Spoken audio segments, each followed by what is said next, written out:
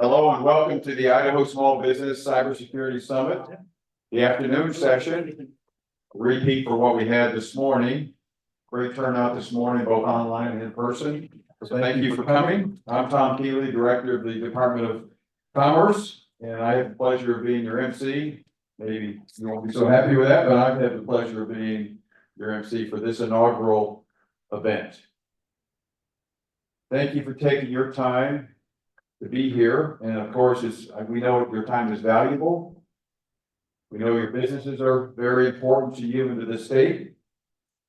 So again, we're grateful that you're here, and for those people that are online as well.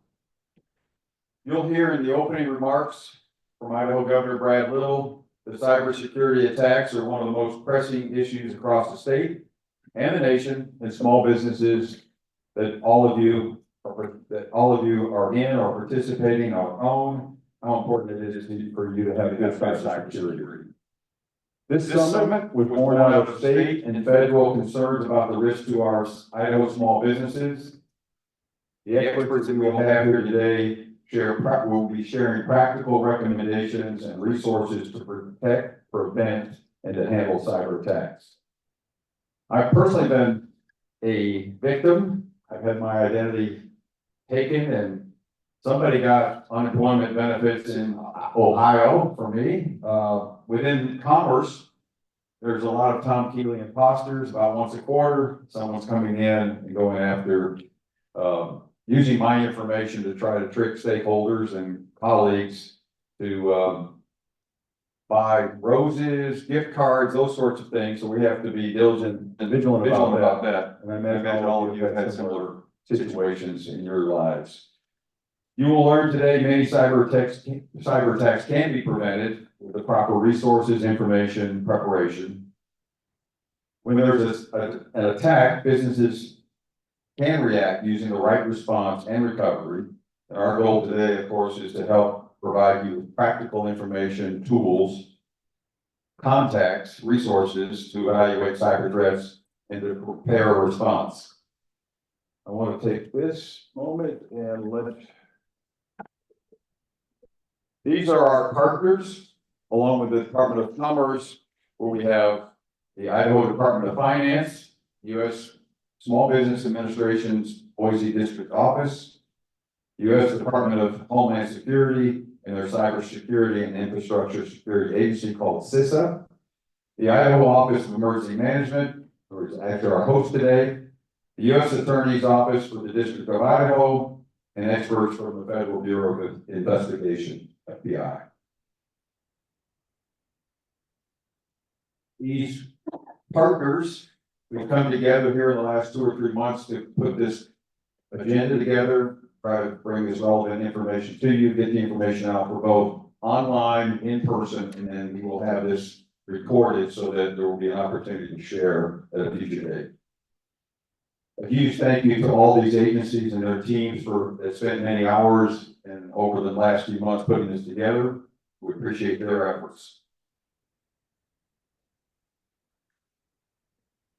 You can follow along today and learn more about today's speakers by scanning this QR code. We don't think it goes to a bad place, so hopefully it works for you. There's also hard copies for you in the audience at the outside of the registration table. We do have a packed schedule. It went fairly smoothly. We finished about three minutes earlier than our 3-hour allotment this morning. And we got a lot more time for questions at the end. We're going to hold the question period to the end of or after all the presenters. And for those online, you can send your questions in the Q&A function on Zoom throughout this session's presentations. And we would appreciate anyone that's online, if you have any technical difficulties, to please message us using the Q&A function. Fortunately, we had very, very few blips this morning. For those that are here in the room, just to give you some instructions. You can go out this main door. For the bathrooms will be down on your right. We have a refreshments stand back there for soft drinks or water and some cookies. And then we have our booths up here from the different agencies that are represented and have collateral for you to take a look at or take it with you. Also, one other point, which is if there's an emergency, you have an exit here, an exit over here, and our gathering position is out behind me in the parking lot. Just want to get that out in front in case there's an issue. There will be no formal breaks during this afternoon session, so if you need to get up and go or move around and stretch, go for it. We do appreciate down to my right, your left, there are folks working in their offices and cubicles, so please respect their place and their need for quiet space. I'm going to move now to the introduction from the governor.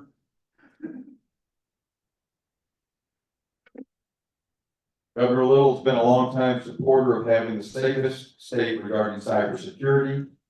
I had the honor of serving as a co-chair on the governor's Idaho Cybersecurity Task Force in 2021.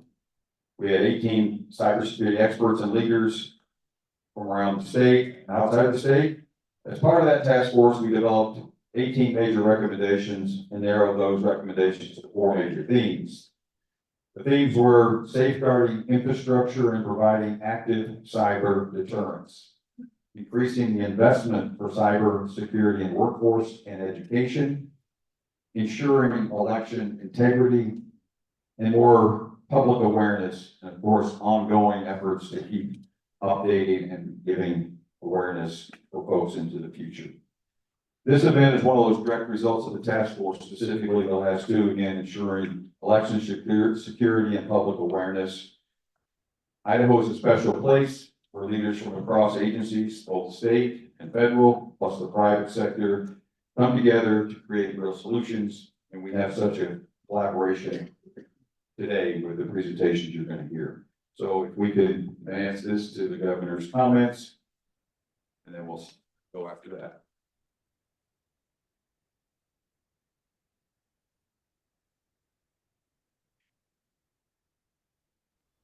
Hi, I'm Governor Brad Little. Thank you for inviting me to provide opening remarks at the Idaho Small Business Cybersecurity Summit. Across our state and throughout the nation, there are few more Carolyn around. We can come back to it. I think it needs to be done on that. Is it muted? I think that.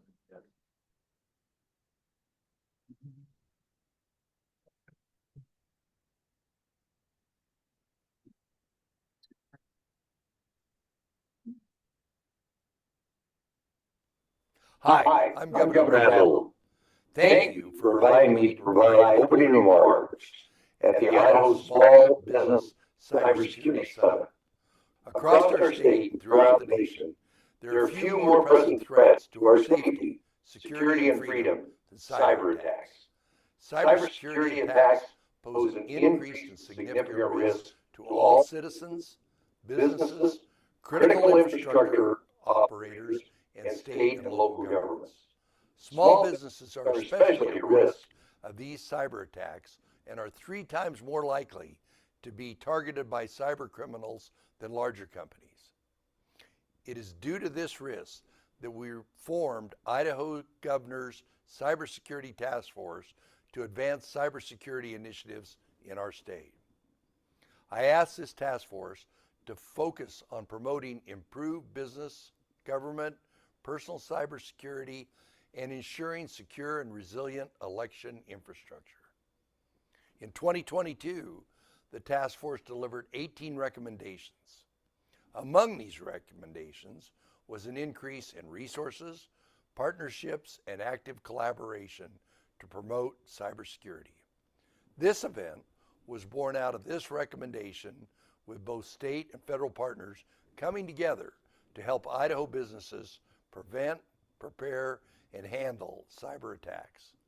As cybersecurity remains an ever-changing, ever-growing issue, we need to continue taking necessary steps forward in protecting valuable Idaho resources and businesses from cyber attacks and potential threats. I thank you and commend you all for attending today's session to learn how to protect and secure your businesses. By remaining vigilant and working together, Idaho can lead the nation in the prevention response to present and future cyber threats. Thank you.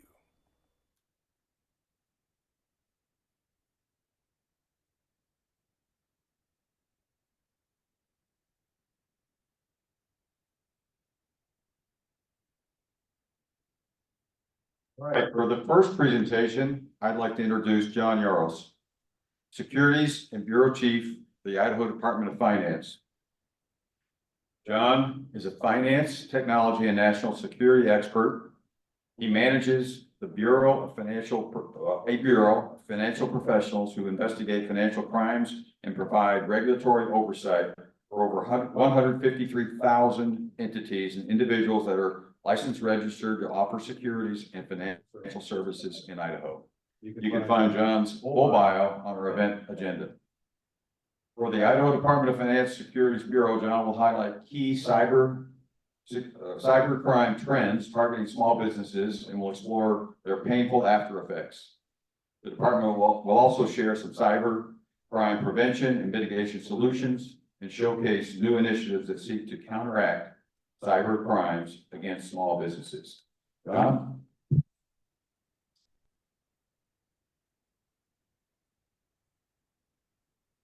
Move off that mug right there, but thank you everyone for being here today. Everybody hear me okay? All right, great. Well, I want to start by thanking Director Keeley. I also want to thank our partners today. We really do all work well together and collaborate. Our goal is to protect you from cyber threats. And I want to thank each and every one of you for being here today, because at the end of the day, to fight cybercrime and cyber threats, it takes an all hands on deck approach. And you being here today, you're taking an active step to protect yourself from the cyber threats that we're facing. With that said, I think we all know that our world is getting more digital. And as a result of that, the threat surface attack area that we have to protect is only getting larger. And I think there's a few goals today. I think the first goal overall is to help prevent you from becoming the victim of a cyber incident so that you never have to face it in the first place. Next up, we want to make sure that you're able to identify cyber incidents as they happen so that you can respond to them and do what you need to do. After that, we want to help you report these incidents because obviously you need support and help in these areas. We want to make sure you get that immediately. And obviously, lastly, we want to help you recover from these incidents. And that takes a lot of work and help and support many times. So with that said, I think we're going to structure this, this engagement by kind of going through a few things. First off, looking at the Idaho Department of Finance, what we do, how we connect with cybersecurity. Next up, we want to look at what are we seeing in terms of cybercrime trends and what's happening out there. We want to talk about the cost of these cybercrimes to small businesses. We also want to talk about some of the potential solutions, and we'll touch on those because a lot of others will get in more depth on those later in the presentations. And lastly, we want to talk about what we're doing about cybercrime from the Idaho Department of Finance. So let's move into the presentation. So who are we? The Idaho Department of Finance? Well, we're the main financial regulator for the state of Idaho. So we oversee all types of financial institutions and financial activity in the state and a lot of business activity as a result of that. We can be broken down into a few different areas, but we're really focused on depository institutions. So think of things like banks, credit unions, trusts. We also oversee non-depository institutions. So think of things like payday lenders, mortgage lenders, collection agencies, etc.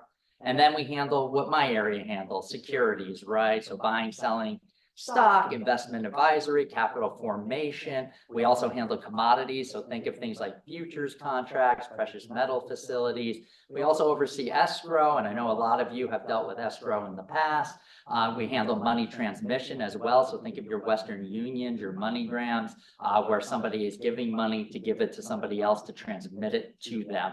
And at the end of the day, I think we all know that financial services, like everything else, is becoming more digital. And so even when you're receiving payments or doing things along those lines in the course of your business, cybersecurity is becoming more important. So when we look at our mission really has three main goals right there. It's first off to protect the financial health of Idahoans. We also have a mandate to educate.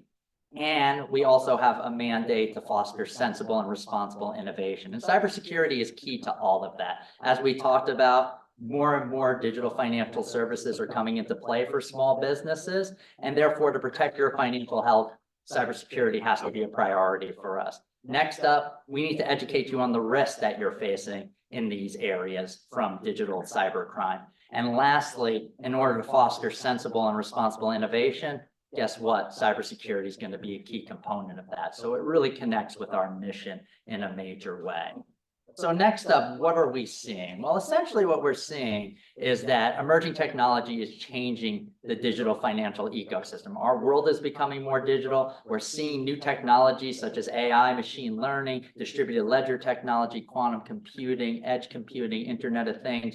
They're changing how you're doing business, how you're conducting it. It's also changing how we oversee it. How do we oversee things like algorithms? How do we hold them accountable, right? It's also changing financial crime and how they get carried out, right? Now we're starting to see criminals using things like deepfakes, seeing them use things like fraud GPT and worm GPT, just like they use chat GPT, just created for the criminals.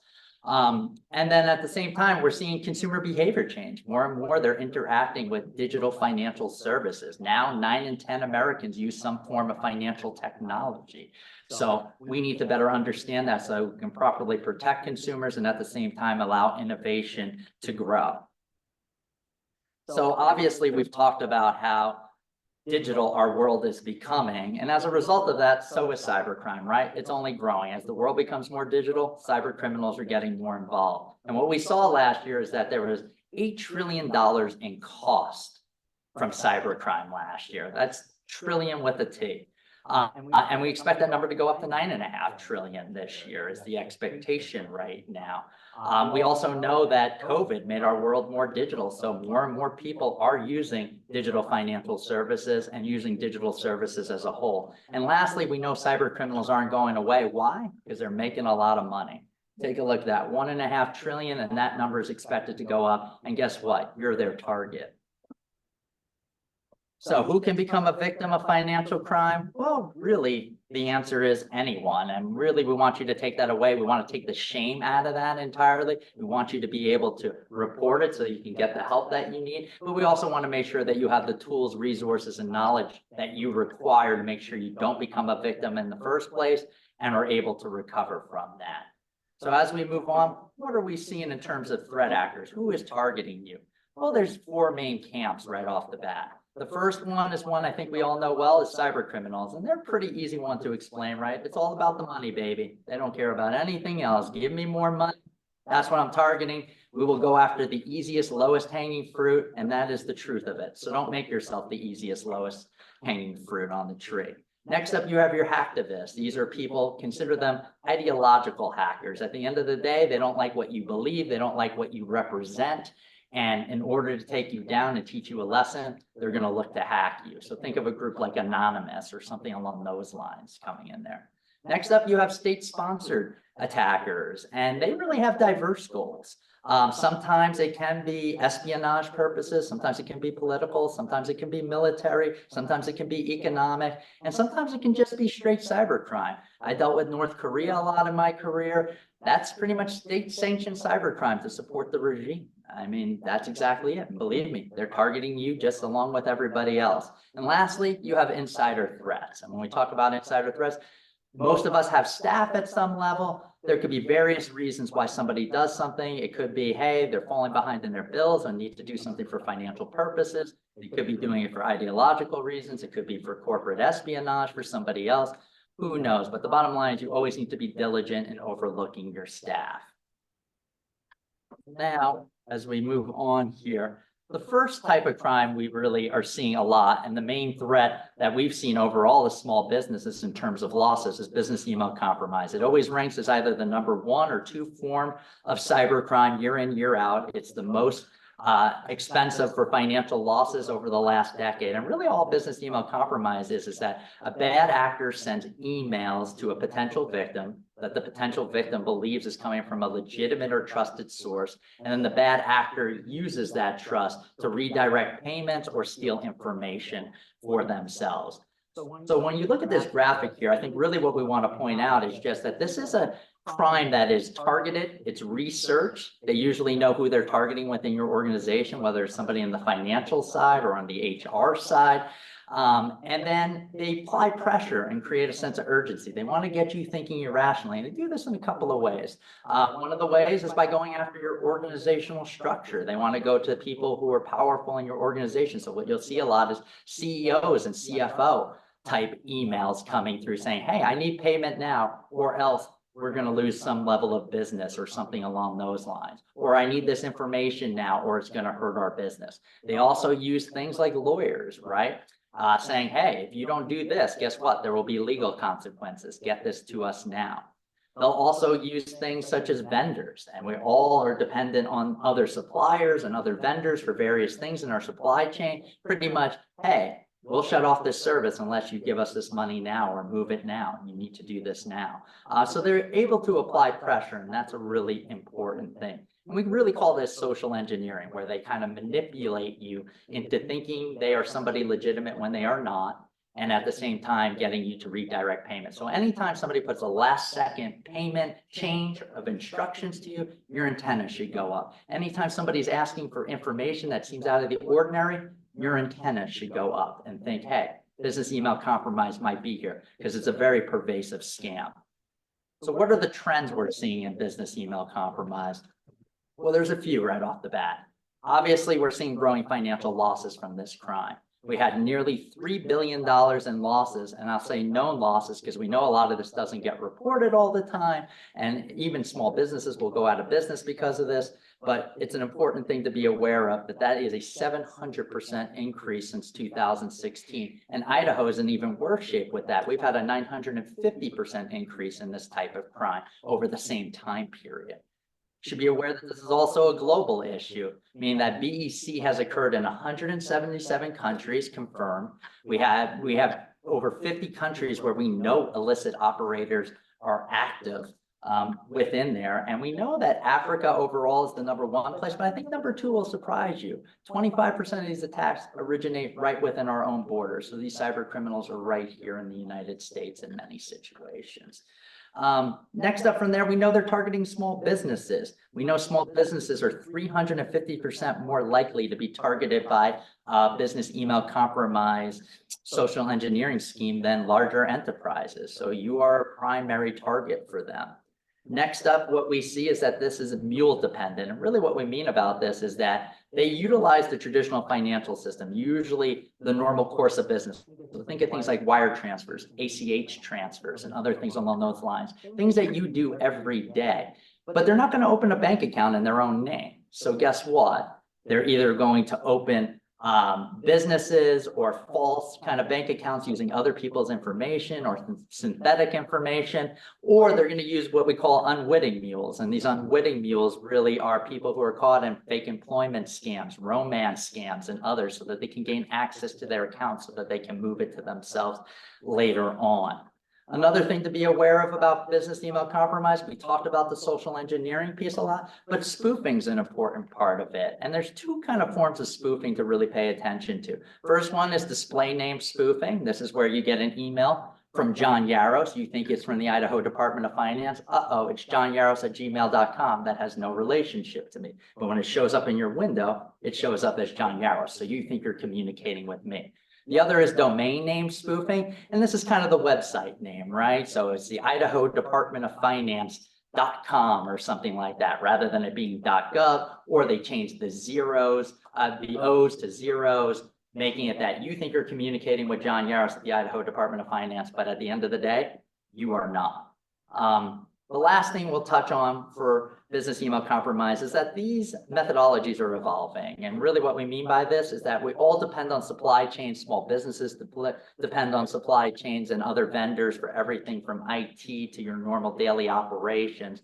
And what we've seen is a lot of false invoice attacks and other things. We've seen a 50% rise in vendor attacks against small businesses. So this is something that you need to pay attention to, making sure that you have proper checks and balances in place with your vendors when you're putting out payments to make sure that it's going where it needs to go. And also, as we talked about earlier, we're seeing AI change the game, right? Things like Fraud GPT and others are helping them put together better emails that can target you without those grammatical errors and other things. Deep fakes are going to start changing the game more and more. So we just need to be prepared for that. But at the end of the day, when it comes to business email compromise, as we said earlier, anytime you see a last second change to payment instructions, you need to become worried and ask questions. And the same thing if somebody is asking for information that doesn't seem right or relevant. So this is just a quick chart showcasing what we've seen in terms of BEC growth over the years. And again, this is just what's known because a lot of this isn't reported. And we know that these numbers are much higher at the end of the day. The next type of financial crime and cybercrime I want to talk about is account takeovers. And really, you should view account takeovers as a form of corporate identity theft, essentially. Pretty much what the bad actors doing is they're gaining access to your username and password. So all of a sudden, they're able to get into your account and they're able to do whatever they want in that. They can take your financial account, move money on you, move it to themselves, move it somewhere else, launder money through it. They can also take over your e-commerce accounts where they can post fake products that they're going to get paid on, or they can redirect payments from actual products that you have out there. So it's hitting their bank account instead of yours. We'll get into a little bit of the trends on this right now. So when we look at the trends for account takeover, again, increasing attacks and losses, we've seen 84 to 95% increase in attacks over the last year. We've also seen that known losses were about $13 billion globally. That's expected to go up to $16 billion next year. And we know the criminals aren't going to stop here because they're getting over a 1,400% return on investment for doing account takeover fraud. So very profitable and good. We also know that small businesses are targeted. We know small businesses are hit at a 50% higher rate than larger businesses. We also know that the average loss for an account takeover is about 260 grand for a small business. And obviously that's something that you may not be able to handle and may put you out of business. So you need to take this very seriously with that in mind. And this goes into the next point. There's a major financial focus a lot of times when it comes to account takeover. And nearly a third of these incidents, they're targeting bank accounts so that they can move money from you. We've seen 185% increase in terms of e-commerce attacks, where again, they're posting those fake products out there. And in addition to that, also just redirecting payments from actual products that you have listed. So again, they want the money. A big part of this crime is compromised credentials, and really compromised credentials view this as when a breach happens or somehow your information ends up somewhere like the dark net or somewhere else. And pretty much what they're doing is they're taking your usernames and your passwords and just plugging them in to see, hey, do they work in these various different types of accounts? And then before you know it, they take over your account. So whenever you're involved in a breach or you get a notification of that, you should be looking to change your passwords immediately because no bad actors are going to pay for that and try to plug it in. They also use phishing and bots. And what we mean by phishing is, again, don't click the link, right? But phishing differs from social engineering in terms of it's a little bit more basic. It's those gift cards that you're given. It's the Starbucks email that you think you're getting a deal on. It's paying attention to that. Don't click it because then they'll take you somewhere else. You'll put in a username and password. They'll be able to steal that, and then they'll try that on your accounts. Again, bots are a major thing right now. So pretty much they've started to automate this crime. And nearly 85% of BEC cases, bot activity is identified. And really, this is to go after a lot of weak passwords and other things. So pretty much what we call brute force attacks, where, hey, we may have a username. Let's try some very basic passwords and keep hitting it with our bots to see what happens and see if we can break into these accounts. Lastly, important to know, it's difficult to detect sometimes account takeovers, but that's really about diligence. You can detect these types of things. So first off, it takes the average person about 11 months to identify an account takeover. It's about 240 days or so to identify because they don't take all your money. They may be redirecting certain payments or other things along that line. And then it'll take about another 80 to 90 days to get your account back to you sometimes so that you're the clear owner and can have full control over that account. With that said, there's a few ways to detect it. You need to be checking your financial statements for unfamiliar transactions, seeing what doesn't make sense. finding out if your vendors are actually getting paid, getting that verified from the actual source, because sometimes you'll just get a phone call, we haven't gotten paid in 6 months. Uh-oh. Somebody got into your account and changed the ACH or something on there. Additionally, failed login attempts and password changes.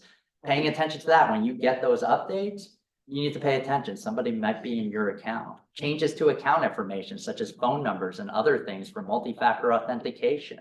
You need to check that, because if it's different than what it seems, what it's supposed to be, guess what? Somebody may be in there. And also from the e-commerce side, when you get things like chargebacks or kind of fraudulent claims coming back to you, guess what?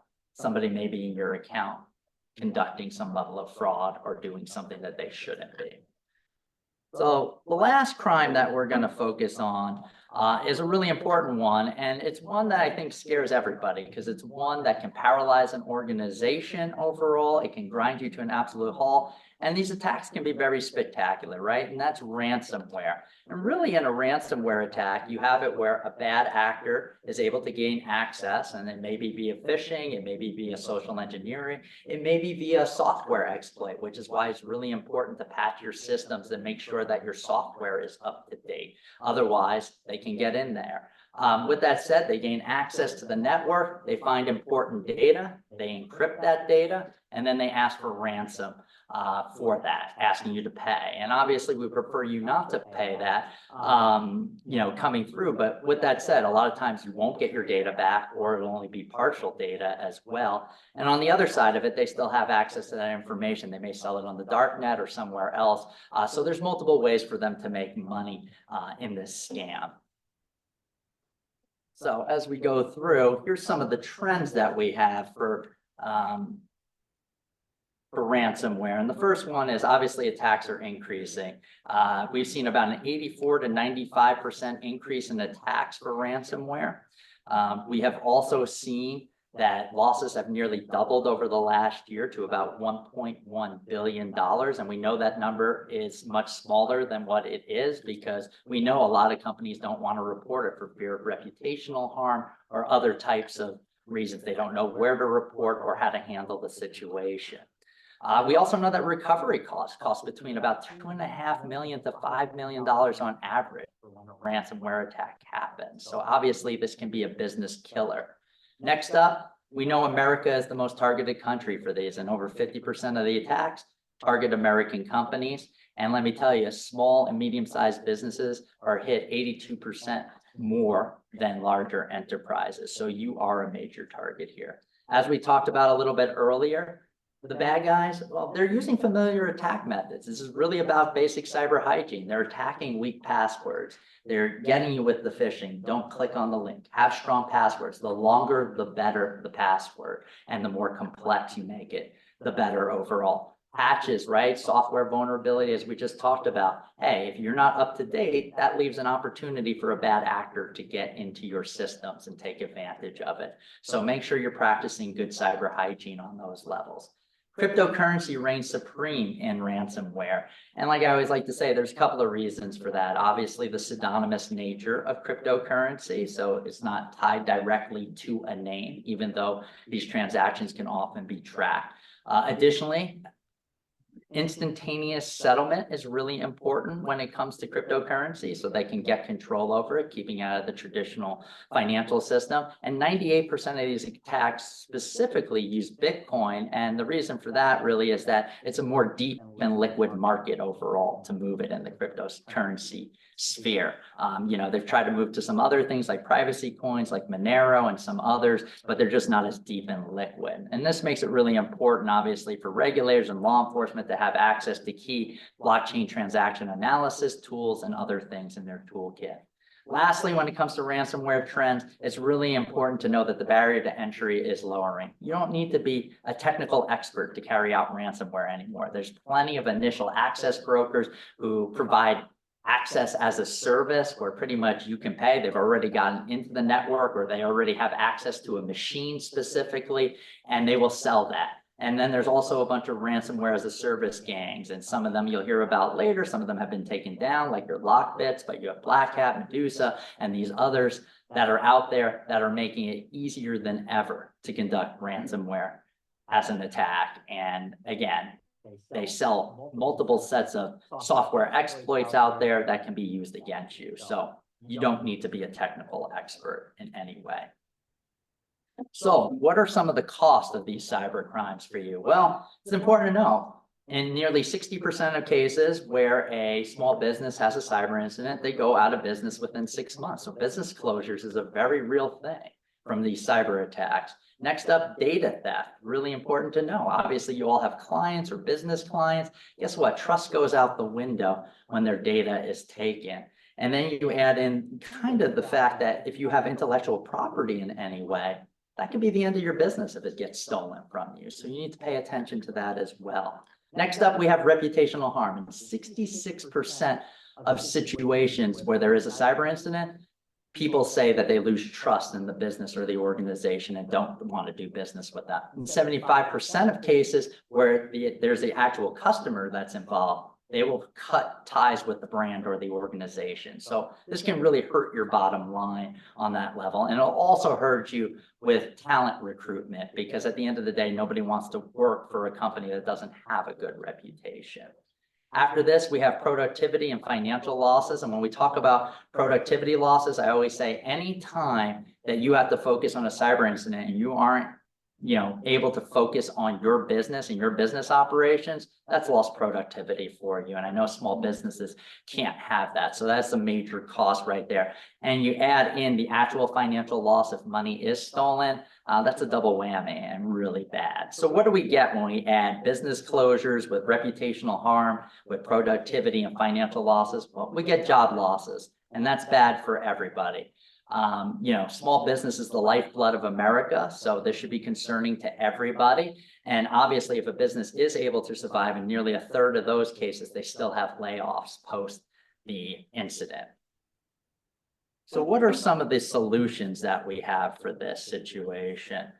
Well, people are going to go more in depth in this later, so I'll try to be quick, but I'm going to call it the 4 Ps right now, which is really you need to look at people, passwords, patches, and plans. Again, people, passwords, patches, plans.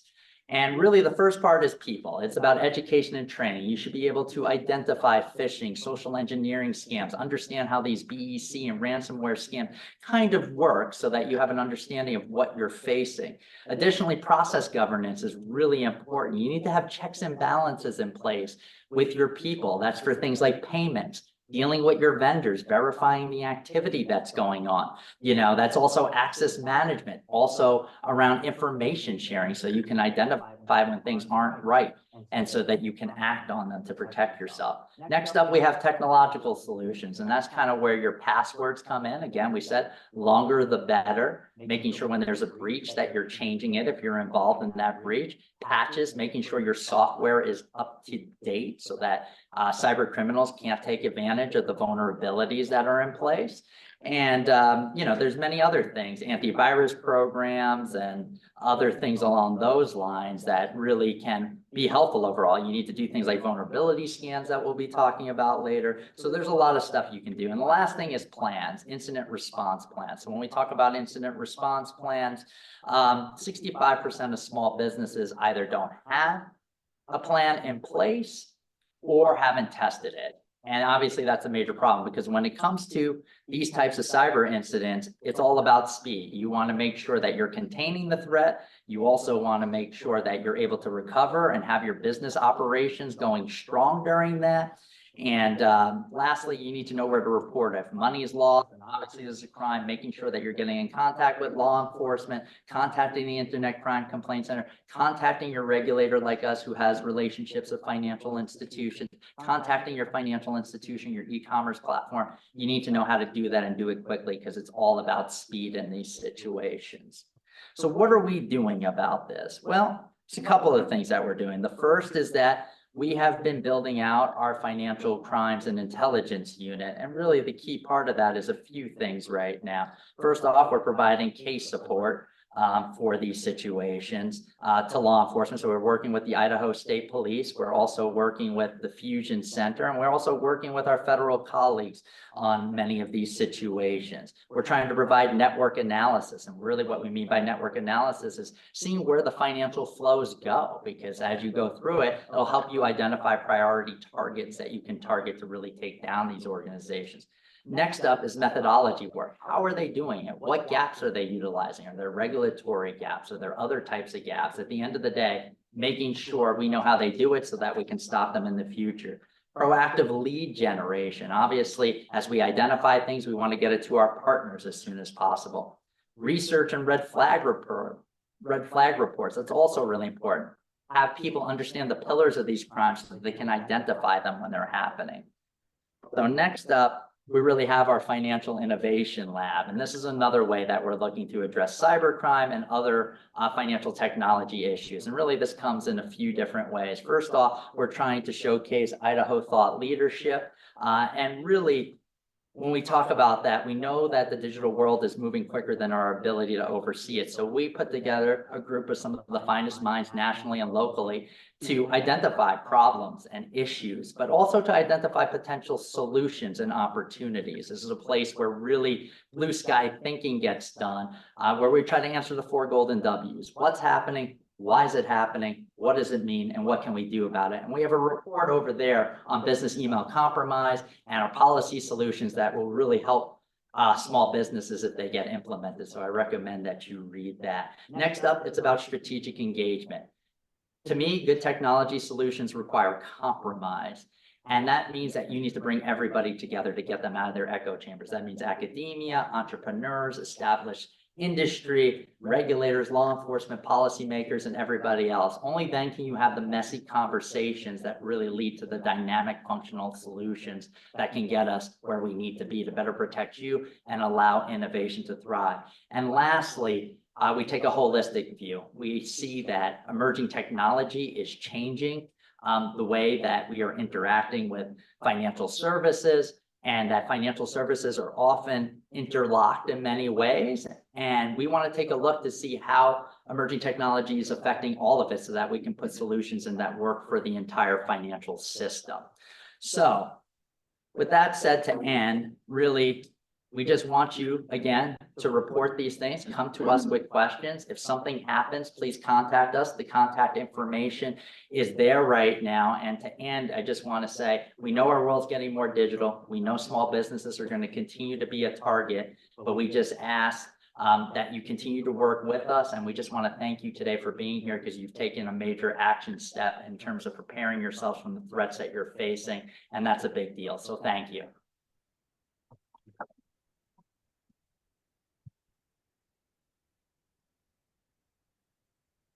Thanks, John. Great job.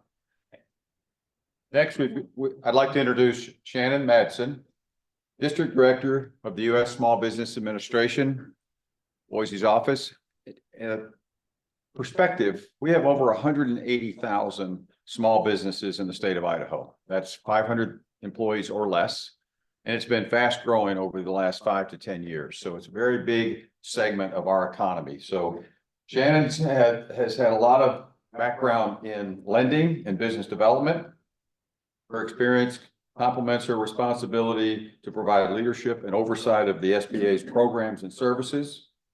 She continues her passion of helping businesses at SBA by collaborating with local lending institutions and partners to improve the viability of startup businesses, growth of existing businesses, and the enhancement of the overall economic climate of Idaho. You can read Shannon's bio on the event agenda. She's going to present the overview of the SBA's information and resources and the potential, again, to prevent attacks, effective employee training, risk assessments, and other valuable tools to protect Idaho small businesses against cyber threats. So Shannon, welcome. Thank you. I feel like I need a walk-up song, like hiding out in the. Thank you. Next time, Jeremy. No, it's an honor to be here today with so many specialists and talk about such an important issue for our small businesses. It's really hard to follow John because his statistics are amazing. And every time I hear him, it's still just jaw dropping on, what we're up against and what small businesses are up against. Before I get into our agency's role on cybersecurity, bless you. Want to kind of explain who SBA is and what we do. I have a clicker. Let's see. All right, we are the Small Business Administration. We are a small but mighty federal agency, very small, but we are wholly dedicated to small businesses, and we assist in every step of that small business journey. So if you're at that napkin stage and you're not knowing where to go or how to get to the next step, we're here for you. We help through growth and expansion and disaster and recovery all the way into succession. We do that through 4 main programs. First of all, we do free business counseling and advising. My favorite thing to talk about with small business is you don't know what you don't know. And it's a very painful lesson to come across some of those challenges that you don't know about. We have dedicated resource partners that work with small businesses day in and day out to help you navigate some of those challenges. We also have our capital program. Sorry about that. There we are. And this is probably what we're most famous for, is we provide capital to small businesses. It can be, especially the startups, hard to get funding. For the first 2 years of your business, 38% of my portfolio in 2023 was to startup businesses. It really helps the lenders when you have a federally backed loan. We help mitigate that risk, and it gets lenders lending to small businesses more.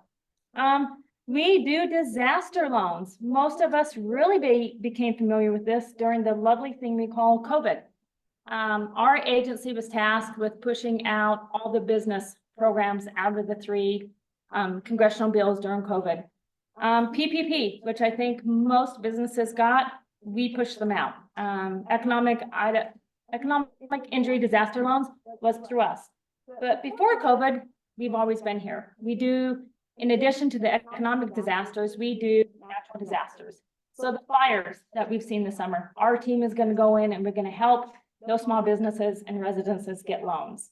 Snowpocalypse, the floods, the Teton Pass that collapsed. Our team goes in there and we help that small business and that community. Lastly, federal government contracting. Only one person knew the question to this answer, and she's a team member, so I don't know if it counts. Who is the largest supplier of products and services in the entire world? All right, Thea, who's the answer? The US government. We are the world's largest procurer of goods, and 23% of all our purchases is mandated to go to small businesses. So it's an incredible way for a small business to expand and grow their company, is to go after some of those federal contracts. We have a specialist in our office, and that's all she does is help get companies certified so that they can get that federal contracting and grow their business. We do surety bonds that helps bond companies to go after those large contracts. So it's all in-house, off Park Center. We have dedicated specialists. So any stage of your business journey, that's why we are here. Some of the business partners I talked about, sorry to steal your phrase, Josh, but it's also mine. Prepaid services through your tax dollars. These are free services that you've already paid for. Our website has tons of information, tutorials. SCORE has incredible templates, business templates, forecasting, projection. America's Small Business Development Centers, SBDCs, incredible business advisors. Any journey on any step, go see the SBDC because you don't know what you don't know. Second set of eyes, go through your projections. They recently, I know 3 of our our SPD specialists in the Valley just got cyber certified. So they really know their stuff. They're here to help businesses and they're free. So go visit them. But small businesses, SBA is highly concerned with this because we are the federal agency designated for small businesses. Cybersecurity is hurting small businesses. So we've stepped up to the plate. Our role is really in the education and awareness for small businesses, help prepare them, and then send them to the resources that you'll hear from later today that talks about the tools that other agencies, state and federal offer. But John kind of stole some of my thunder with statistics. But cyber criminals disproportionately target small businesses. 43% of all cyber attacks, and you kind of heard the breakdown of John's presentation, but 43% of attacks are aimed at small businesses. Only 14% are adequately prepared to defend themselves. An example I really like to talk about that illustrates this is the 2013 Target cyber attack, one of the largest in our nation's history. $40 million stolen, $18 million settlement that Target had to pay. It was not a Target cyber breach. It was one of the vendors. It was a small company that did not have the security layers that the big corporations like Target has.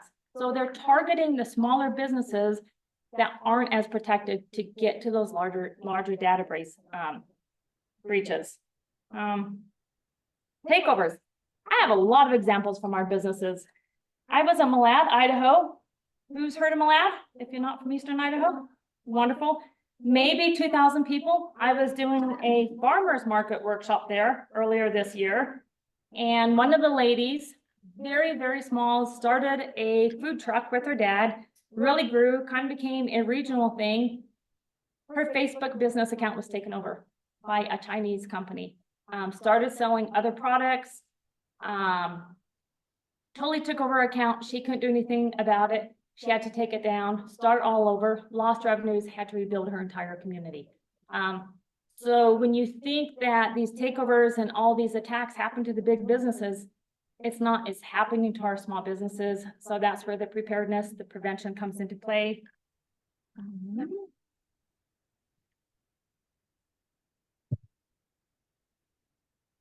Again, John kind of hit on some of these, but what are the impacts on small businesses when they get cyber attacks? First and foremost are the financial losses, the direct costs of data breaches, system recoveries, legal fees, and potential fines. The biggie is the lost revenue. When you get these cyber attacks, you're going to lose sales, decrease productivity, and damage relationships. Customer churn can erode customer trust. It will erode customer trust. If you have a data breach, people are going to be scared, just like John alluded to with giving them your personal information, and potential legal issues. The big one is reputation, because this is the longest to get back. When you have a cyber attack, you have a loss of trust. Customers may lose trust in your business that has been compromised. You have negative publicity. Even smaller businesses in their communities, it gets out. I think we can all, every time you hear about a big data breach, it's all over the news. Smaller ones, it's known locally as well. Long-term impact, great statistics I hadn't heard before. 60% that get cyber attacks within 6 years close. That is huge. And a lot of it is because they lose all their customers. It's hard to get that trust back. Operational disruptions is the third major area that cyber attacks really impact small businesses. You're going to have your system downtime. It can cause systems to be offline, disrupting operations, customer service. You're not making their sales. It's halting your company. Data loss, sensitive customer data may be lost or stolen, leading to compliance issues and potential legal liabilities and business interruptions. All this can result in a business closure. So we've heard about the impacts. What can small businesses do? First one is to conduct a risk assessment.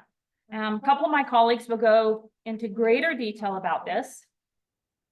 But it's a critical step to identify potential threats and vulnerabilities that could impact your operations and security.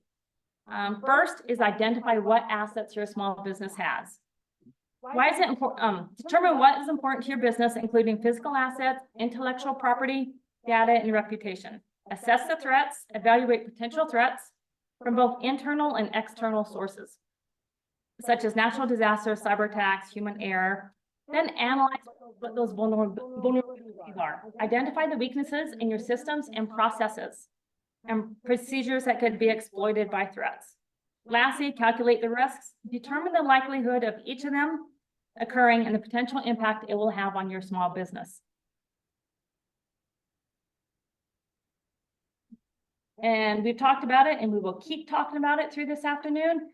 Education is the #1 source of prevention.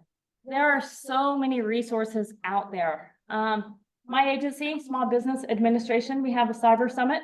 We also have tons of information dedicated to cybersecurity and small businesses and how to help you guys protect yourselves. Cybersecurity and Infrastructure Security Agency, that's a mouthful, CISA, is one of the biggest players. They provide tons of information and they actually provide tools for small businesses to protect their operations.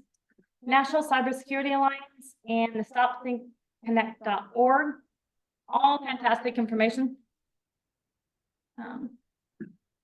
This is one of my favorite areas. You have to educate your team. A well-informed employee is often the best line of defense against data breach. Use strong passwords, and I think every speaker up here today will talk about this. I learned a really fun statistic yesterday at an event I was doing. It's on one of my pages, hold on. An 8-character password takes a few minutes to a couple hours to break. A 16-character takes over 1 billion years. That just illustrates the longer the password, the harder it is to hack. So 16 characters over 1 billion years. It's not hackable. So every time I complain, because I think I have 20 passwords to get into every federal system, and they're all 16 digits and characters, and I gripe every day about it, but it's important because the longer they are, the more safe your small business is. Again, it goes down to your employees, enable multi-factor authentication, avoid suspicious files, downloads, and phishing emails. Again, John brought up examples, and there are so many examples of, we really saw it through the pandemic because SBA rolled out every financial resource for the small businesses. There are so many scams, so many spoofs. Looks just like SBA material. Has our branding, has our image. Some of it had .gov information on it. We are constantly being forwarded this by our lenders even. Our lenders are like, hey, I didn't know you got a new program, Shannon. And I look at it and it looks like something from us, but I even have to call my capital access office in DC. I'm like, do we have a new program? Because it looks so real. They're like, yeah, no, it's another scam. So they're getting good at this. And so we always say, especially in the SBA world, if anything looks fishy, this one was fishy because it said guaranteed SBA funding in 2 days. Nothing gets done in the government in 2 days. So I told the lender, I'm 99% sure this is a scam, but I'm going to look into it because I can't fund anybody in 2 days. But they look real. I get emails that have my name on it, just like Director Keeley said. I learned of one incident that a guy was closing on his house. He got a letter, he got an email from who he thought was his attorney. Said, hey, you pushed up closing, wire the money. It was from his attorney. He thought 1 digit was off in the email. It was from the title company he was using. It was about his transaction that was happening that week. Everything looked par. He sent it and it was a scam, $700,000.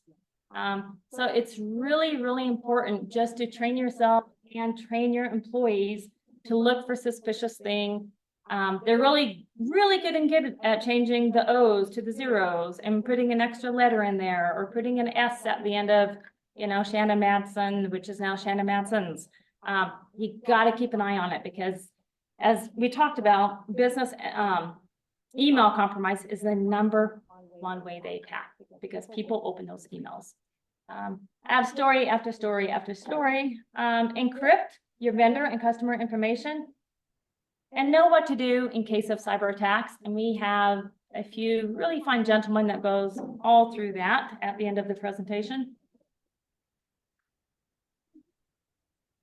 I'm watching to make sure I don't have my green sign with my time limit coming up. Thank you. Prevention, secure your network. Private networks are gateways by which cyber criminals access sensitive data pertaining to you, your employees, and your customers. They access everything. We've had several large government data breaches.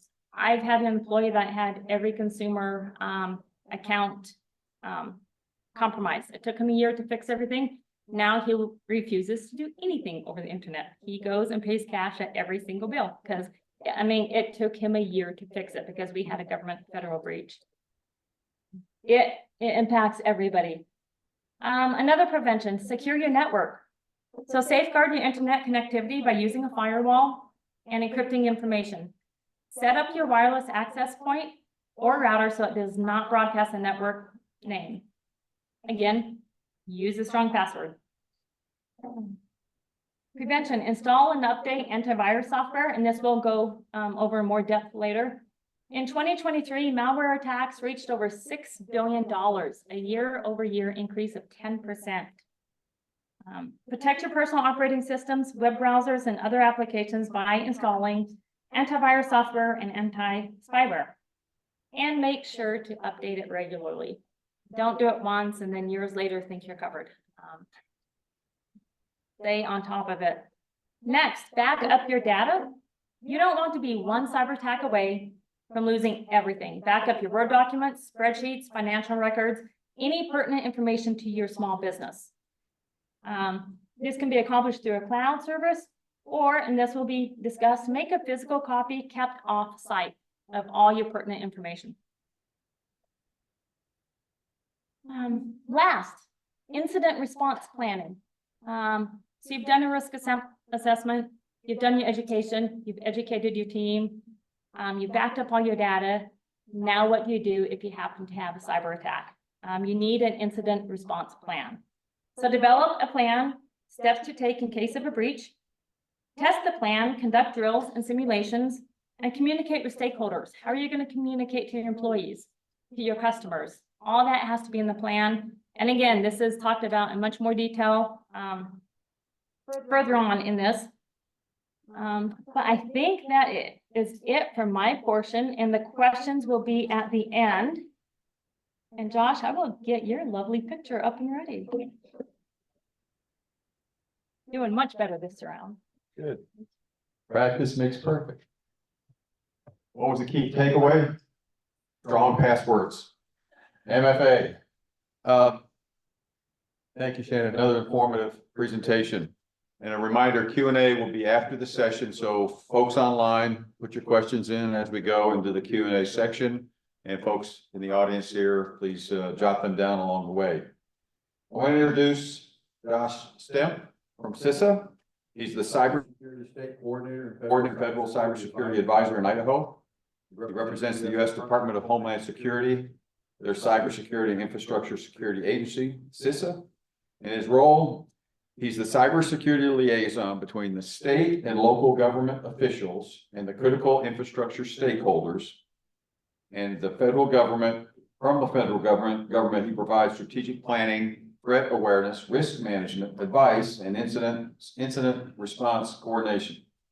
His full bio can be found in the event agenda as well. He's going to present actionable steps, but one of the most important things I heard from the morning session, everything's free, which is very positive. So Josh, come on up. Thank you, Tom, and thanks everybody, all the partners that are here. This is kind of a unique opportunity to grab partners, not just within the cybersecurity space, but grabbing folks like SBA and a bunch of our state partners, getting us all in one room together, which doesn't happen as often as it probably should. And then kind of getting a lot of this information to use. So as Tom mentioned, I'm Josh Stemp. I'm the Cyber State Coordinator for CISA. So just so you know, that's, like I said, it's a liaison, but I'm on a small team. So it's me focusing on state, local, tribal, territorial, and governmental side. I have one colleague who focuses on the private sector side. He unfortunately couldn't make it here today. And then I have one other person who handles the physical. So the Cybersecurity and Infrastructure Security Agency, which cares about security so much, security is the name twice. We do both cybersecurity and physical security of critical infrastructure. So everything I talk about today, it kind of also applies on the physical side if you're interested in any of that. So just kind of a quick raise of hands, because I know it's like 2 o'clock. It's after lunch. Everyone's waning down. Raise of hands, who has heard of CISA before today?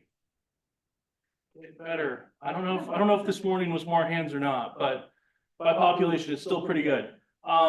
So for those of you who have not heard of CISA before, maybe this is your first time, thankfully, we'll cover that hand raising. So if you ever bump into me again in the future and I ask you the same question, you can raise your hand. So the CISA, as among other things, we are the nation's cyber defense agency. And what that means, probably should have been clicker works today. All right. The role that we play and kind of what I'm doing here today amid all the federal partners and state partners is to talk about the tools and services that CISA offers, prepaid with taxpayer dollars, to actually help solve some of the cybersecurity problems that the previous presentations have informed, and some of the ones after me will kind of hammer home as well. So for those CISA is a new agency for you. Since 2018, we are the newest federal agency. I think that almost still stands, but we're definitely the newest agency within DHS. We are kind of a weird, new, hip agency to work for. I don't have to wear ties. This is great. But one of the big things that we focus on is as an outreach agency compared to, say, like the Bureau, who is really kind of spending a lot of their time doing real work. Our job is to come and help present to you, work with you, partner with you, doing a lot of this partnership development up here to help you deal with your cybersecurity problems. Because there's only one of me, one cyber colleague, and one physical colleague, we can't be everywhere at once and help everybody with everything. So what we're really trying to do is enable you and support you and teach you to fish on your own so that you don't necessarily need us around. And so that's a big piece of our capacity building. We're also sharing information here or there. If you've seen some of CISA's emails, you know that we are probably the greatest email generation machine that ever was. So you'll get all the emails. I encourage you to sign up for those. Inside the federal space, our agency is focused on being the cybersecurity agency for the federal government, but I'm representing the field out here, so everything that we do is considered voluntary. All right, we've talked about ransomware in the previous two presentations, and there's a good reason for it. In my opinion, while we have talked about BEC, I think ransomware is the most prevalent threat that we're dealing with today. Not just within small businesses, but large businesses, federal space, state space, counties, everybody out there right now. I think ransomware is one of the biggest issues. While BEC, you may lose thousands and thousands of dollars to a crippling extent, ransomware often leaves its victims completely paralyzed and completely unable to do anything at all. Locking up finance, locking up accounts payable, operations, where you're not, building widgets or contributing to the economy. So that is why ransomware is one of my highest priorities of things that I stand on the most. That being said, CISA, in its role as a cyber defense agency, is the host for the US government's centralized stopransomware.gov website. This is a one-stop shop where all of the agencies contribute all their information to one website, which is linked here, kind of behind those weird box. But you can go to stopransomware.gov, and you'll see all of the collective brain trust of the entire federal government trying to help solve the ransomware problem. Part of that is that second link, which you can't see, but it's okay. You'll get a copy of the slides when this is all said and done. Is a copy of this guide in digital form. So this is the Stop Ransomware Guide. This is again kind of a collaboration across, all the joint seals across the top, the Bureau, NSA, MSI SAC. So this guide's available digitally. Encourage you to download it. But for the longest time, I would say, hey, if you download it, you should probably print it. Because if you need this guide, it's probably on your file share that's encrypted and you can't get to it. So because no one would print it, I finally pushed back on my region so much to have them print it that I now have several copies over at the booth printed on official US government paper. Thank you, taxpayers. And you can take one home with you. So, or two, if you know somebody and you want to share. The first half of the guide, quickly how it's structured. First half is going to be all prevention focused. So a lot of the measures that we're encouraging you to take to prevent becoming a victim of ransomware in the first place. The second half is response. So in the event the prevention fails, it is a checklist of what you should do when you respond to ransomware. You just, the stress will kind of tunnel vision you in. If you use the guide to follow, you just go down the checklist, you'll kind of know what to do. Also, I forgot to say this in the morning session. The very back page has a section about key contacts. Second to the back page, my bad. We encourage you when you have this paper copy, or if you print out the digital one, to fill out the key contacts section. Kurt may or may not love this, from the FBI in the back, but who here has Kurt's phone number readily available? You don't count. And Josh doesn't count in the back either. So we encourage you that if you do have a cyber incident or a ransomware incident, that you call FBI, you call CISA. A call to one is a call to all, but you should have those contacts handy. You should have my contact handy. You should have your Fusion Center contact handy. There are a number of contacts that you may find valuable. Those can be put in the back of this ransomware guide. You can just kind of stow it away and put it on the shelf, hoping that it'll never get used, but it's there in the event you need it. Also, then you have all your key contacts ready and at hand. So the security advisories I mentioned, if you're signed up for our emails on our website, best email generation machine ever. Get your email filters stretched out and they're going to be ready to go. And then finally, this here is a great logging resource that I would encourage everybody either to look at or send to your IT department to look at. By default, Windows and all the basic applications do not log enough information that if you have an attack and you call Kurt or I in to help you out, there's not enough information by default for us to truly figure out what's going on. So we would strongly encourage you to enable additional logging beyond the default so that in the event you do have an issue, we can better assist you. CISA put this guide out just recently to kind of help go in, and it gives you sort of a step-by-step configuration. Not quite 100% step-by-step, but it tells you in which applications and in which areas you need to kind of make adjustments or improve those logs. Thus far, I've not heard from anybody that doing this or following this process causes any performance degradations or has any negative effects. So encourage you to at least check that out or send it to your IT person to check out for you. So now we've talked about ransomware, kind of beat that one to death, and we'll continue to do so throughout the day. Let's talk about what we can do about it. So the first bit, I'm going to break this into 3 sections: update, login, and backup. So for update, you've already heard it, and you'll hear it again and again, ad nauseum. You need to update all of your software. The vast majority of ransomware attacks today happen because there's out-of-date stuff that is exposed publicly that can be leveraged to allow an attacker into your environment. So this can be an old email server sitting out there, an old web server, it could be an old application server. It could just be a computer or some sort of industrial control just connected, like maybe an HVAC system directly connected to the internet or a cellular modem. All those things need to be updated so that they are not a target. Additionally, a tool that can help you identify these things that may need patching is CISA's Cyber Hygiene Vulnerability Scanning Service, or what it will call CyHi. So CyHi is a service prepaid with your taxpayer dollars that will scan your external network that you define. It's the same type of scan that's run by China, Russia, Iran, North Korea, all the adversaries except for the US. We're the US government, and we have to ask permission. So you can sign up for that, and we'll send you an email report of our findings once a week, typically on Mondays. And then you can either action that or send it to your IT person for action. And that's a continuous service that'll continue until you choose to cancel it or turn it off. But that we encourage everybody to sign up for that.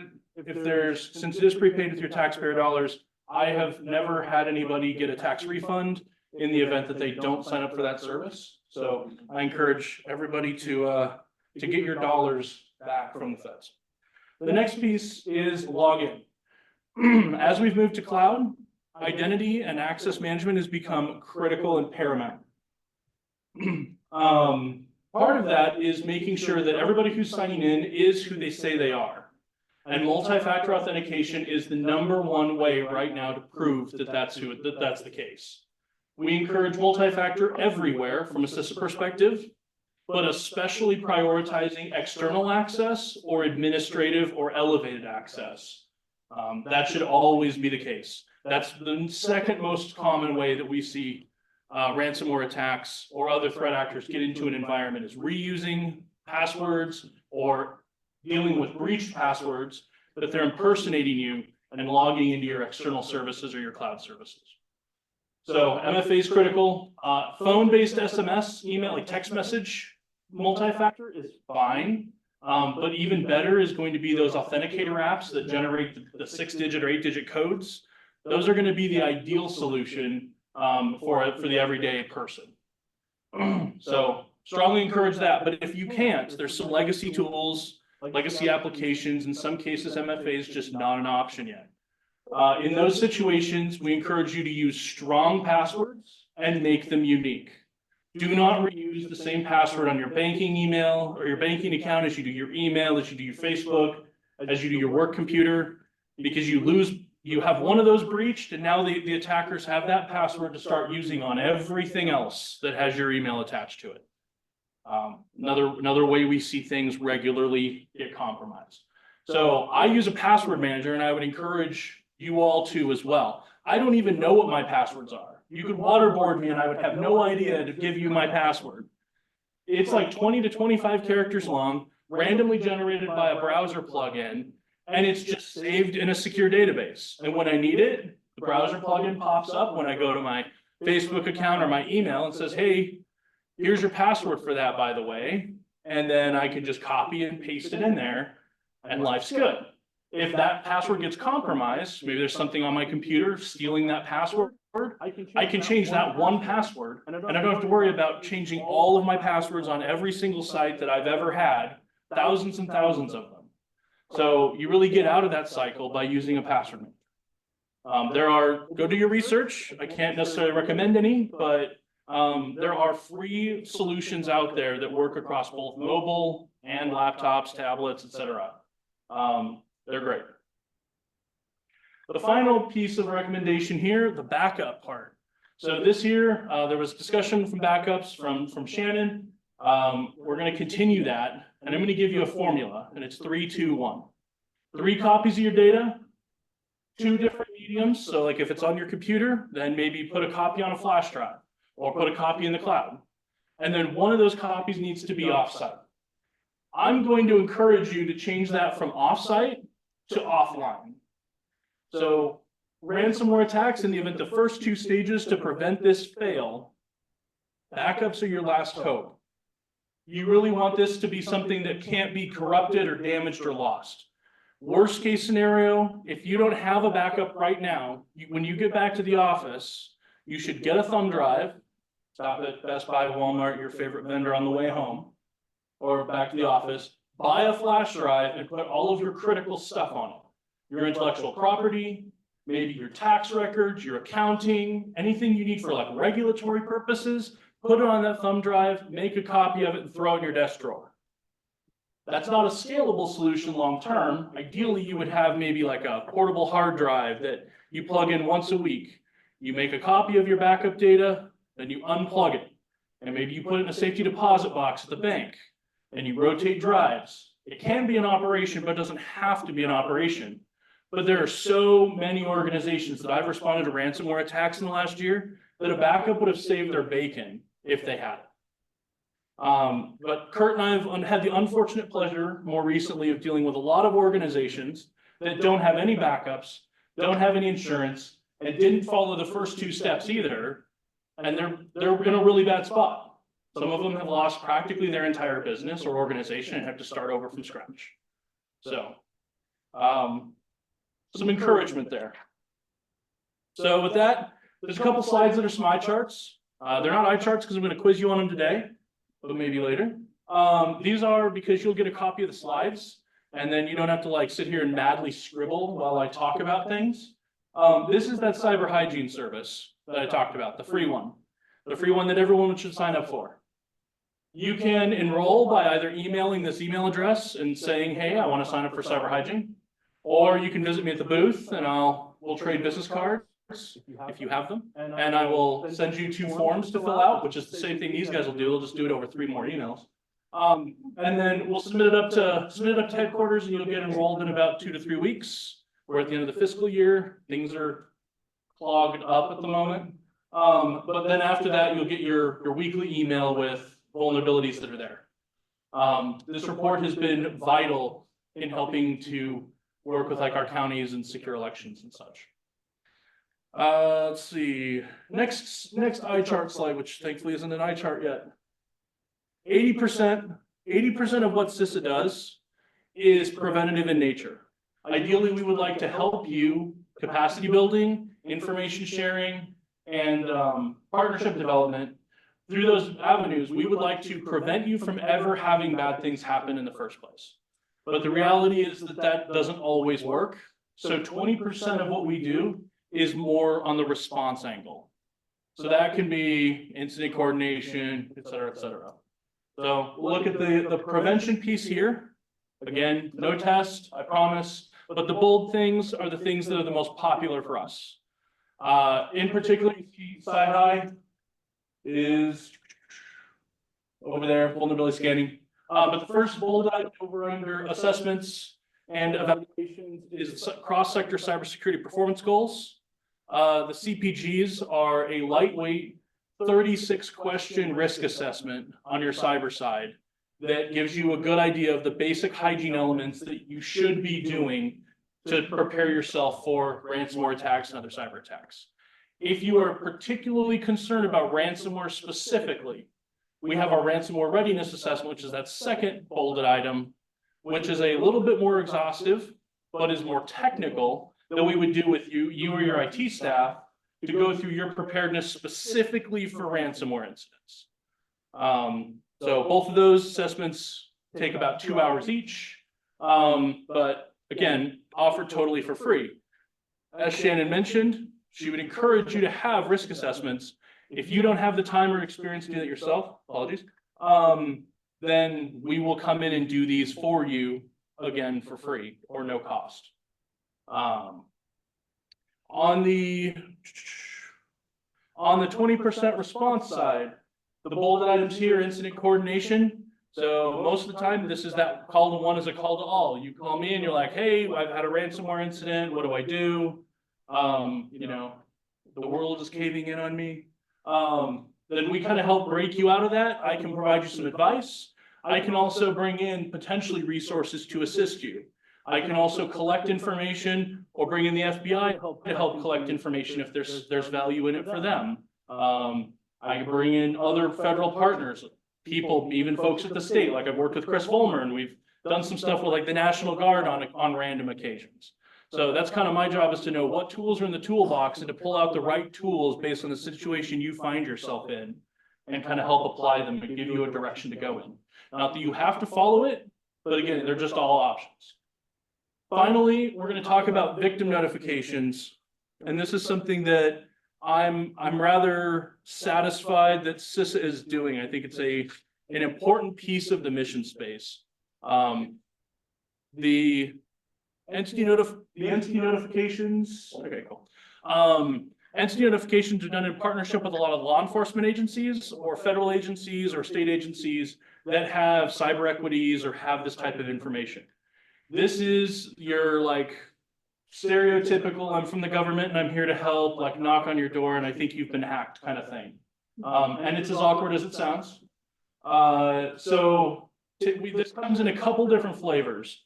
So the first thing is generically entity notifications, which I refer to these all as, it's just our term we use.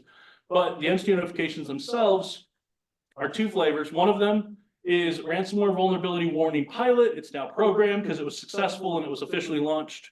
This is when we see something hanging out there that we know that ransomware actors are looking for or are using to deploy ransomware. And we're going to reach out to you and say, hey, do you know that this is out there? This has been like this has affected small businesses more than you would expect. There was a point where we found out about a system that was essentially it was an automated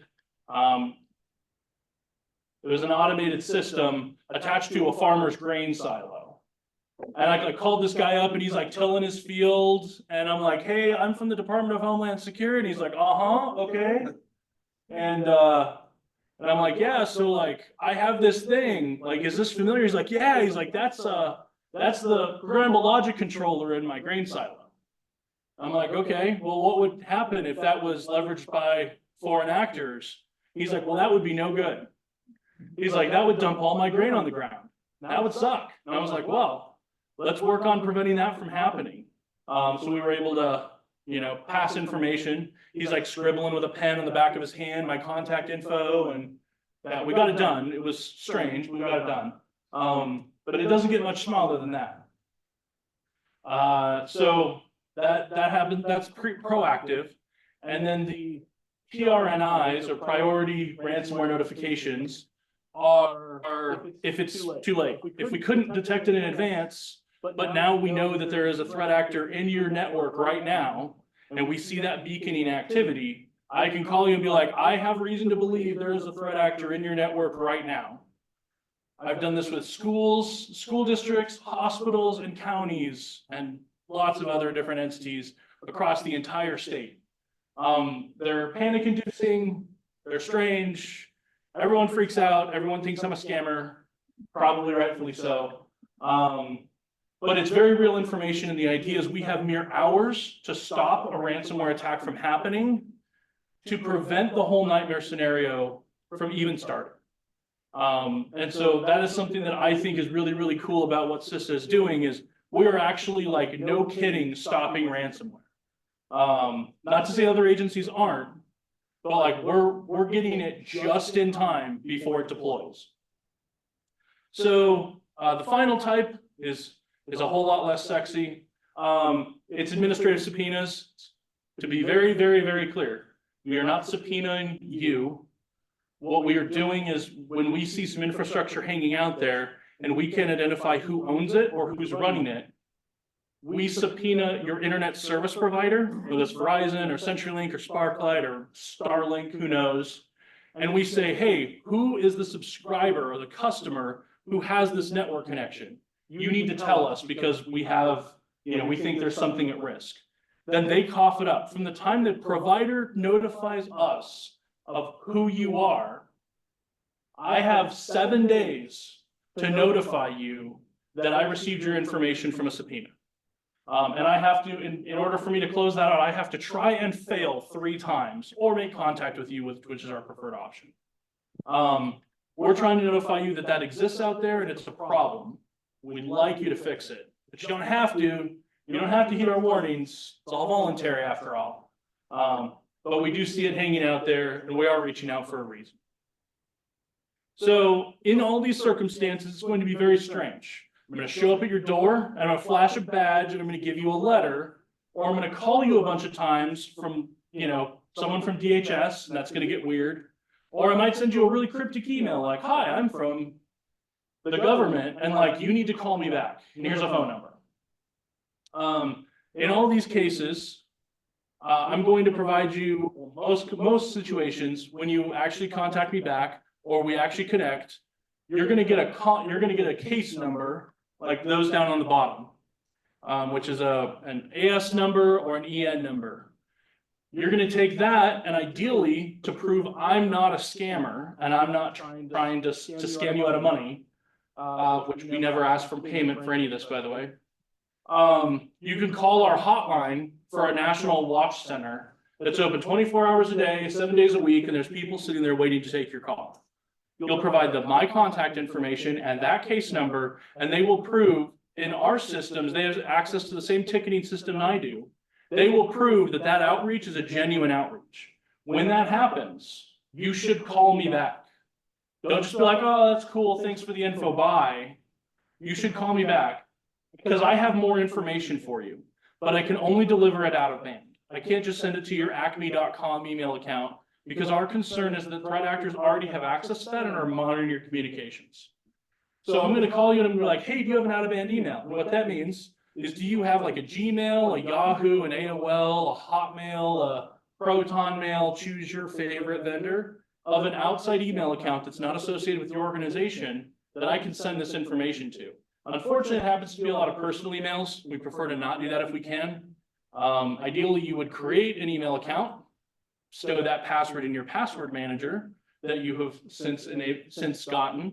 That's like, has like a 36 character long password. Maybe you write that down, print it out, stick it in an envelope, throw it in a safe, forget about it until someone calls from DHS and says, hey, do you have an out-of-band email account?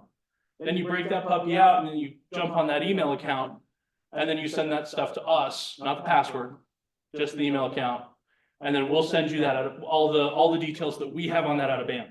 Sometimes that's really, really good stuff, like a username and password that we've intercepted. Sometimes it's a computer name. Sometimes we can give you like the nitnoid details that your IT people need to find exactly the malicious bad thing going on. Sometimes it's very vague. The worst type here that's not mentioned is TNs. TNs mean it is classified, what I know, and I can't share it other than to say, I, as the federal government, have a duty to warn you that bad things are happening. And like, I can't tell you anything. But you should take that very seriously. Don't panic, but you should definitely take it very seriously. And you should start digging. At that point, you probably should call somebody for help. I can kind of help you to some extent, but I'm not going to have a lot of details to provide at that point. When we've established contact, everything's good, the panic is starting to settle out, I can assist you to some extent. I can't necessarily put hands on keyboards. You know, Kurt and I aren't going to jump in a Black Hawk helicopter and fly out and visit you. That's not happening. But I can provide you some guidance, and sometimes I have some information, some additional information I can provide you specifically about a threat actor or some behaviors you might look for. Those are some things that I might be able to add extra context to. Please don't just panic and start unplugging everything, turning everything off, and changing passwords. The strangest analogy I've ever come up with is this should be treated as if I come to you and I tell you that I have a reason, I'm from the government and I have a reason to believe that you have a termite infestation at your house or your business. You don't just burn the house down and move on, right? Like, that's weird. So instead, you're going to contact maybe your insurance company, you're going to hire a pest inspector, they're going to dig around into your house, take pictures, you're going to build a plan, and you're going to take care of the problem in a logical and complete fashion, making sure you've killed all the bugs and dealt with all the damage. Treat it like the latter. Don't burn the house down in the process. Otherwise, if you do need us to help you investigate, Kurt or I or a third party, if you burn everything, we have nothing to go on. So it's just good not to just scorch earth everything in this process.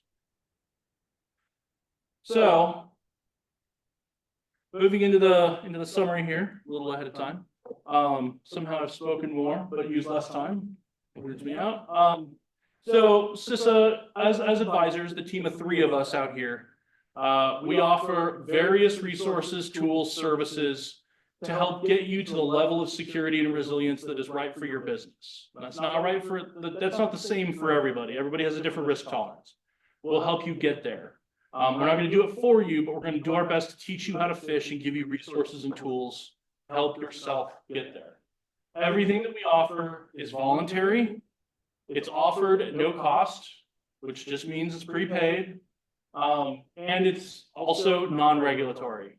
So if you go through one of our assessments and say that you decide, after hearing about some of the CPGs earlier, the ransomware readiness assessment in particular, those 2, that you're like, hey, I'm super down for this. I need this in my life. And you want to sign up for an assessment today. First of all, you'll get one of these sweet Rubik's Cubes for the first number of people who want to schedule an assessment. This is, by the way, the best federal swag I've ever seen. Our director is a speed cuber, and she got Rubik's Cubes for swag for us. Plus, we have stickers, lots of stickers, and pens. Everyone has pens. But yeah, so you'll get a sweet Rubik's Cube. But also, we do the assessment, and you find some things, and you're like, yeah, I don't have money, I don't have time, I don't like this report, I'm gonna throw it in the trash can. Well, first of all, if you want to do that, that's fine. We would advise against it. But nothing bad is going to come to you if you do the assessment and throw it in the trash can. We hope you shred it instead of throw it in the trash can, but you get my point. And then secondly, in the event that even if we find something or you share something with us in the process of that assessment, that's not public information. So even through a FOIA process, it cannot be collected from us because it's critical infrastructure information. We have protections around that. If I release that, I go to prison, and I don't want to go to prison. So we don't release that. It's protected under various disclosure laws. But also if you have a regulator and that information gets shared to the regulator, perhaps during an incident or something, the regulator cannot take regulatory action on the information that we share with them because it was provided voluntarily to us. So just kind of some of the weird benefits of making sure CISA is in the loop. For your attorneys and your counsel, there are also provisions in place that allow you to report information to us that is exempt, that will not breach attorney-client privilege, which is often a concern when you involve insurance companies. So anyway, work with us, please. That's great. And then finally, we are locally here, so I don't fly in from DC. I live here in Boise. All my colleagues, one of them lives here in Boise, one of them lives in Nampa. His commute sucks, by the way. So we provide support here all across the state. I've been in Idaho Falls like 6 times in the last 8 weeks. I can navigate it without a GPS, and that scares me. And then we also provide remote support anywhere that we need to, if we need to get somewhere faster or whatever. We're connected to the regional headquarters out of Seattle. And so sometimes we can pull additional resources in or flex as we need to. The benefits of being the federal government and having a large workforce, large-ish. We're still small, 3,000 people, $1 billion, but not as small as SBA, but we do have some resources to help out. But yeah, feel free to give us a call. A call to one is a call to all. So you call me, I'm bringing in Kurt, or I'm bringing in, whoever the appropriate people need to be. Maybe it's Volmer over on the IOEM side. Maybe it's SBA now. So anyway, with that, I will switch to this sweet title slide, which you can't see because, or the contact slide, because there's a box in the way. But you can come get one of the business cards over here at the booth that I promise I don't get paid a bonus every single time someone takes my business card. But otherwise, Danny is here. He's one of the folks that focuses on private industry as my colleague. And then Chris Riedel is my physical security, protective security advisor. So he handles all of our active shooter. He handles all of our de-escalation training, physical tabletop exercises, things like that. So the 3 of us are a team that cover Idaho. And I will shuttle along and get Chris's shining face on here so that so he can enlighten everybody with the next topic. Thanks, Joshua. Thank you. Always learning new things about CISA. Just want to remind folks that we will be sending out a survey to all the attendees online and in person to get your feedback on improvement, areas for improvement, concerns, gaps, or thank yous, compliments, whatever. Or if you didn't get a Rubik's Cube from CISA, let us know. I'd like to introduce Chris Volmer with the Idaho Office of Emergency Management. Chris is the Cyber and Infrastructure Security Manager for the Idaho Office of Emergency Management, responsible for implementing state policies and programs designed to protect SLTT networks in all 16 sectors of critical infrastructure. You can find Chris's bio, his full bio, in our event agenda as well. We're looking forward to his presentation, which will discuss recent and ongoing efforts in state government to protect cities, counties, tribes, and critical infrastructure providers against cybercrime. This agency encourages collaborative efforts between public and private sectors to encourage more cyber resiliency in Idaho. Chris?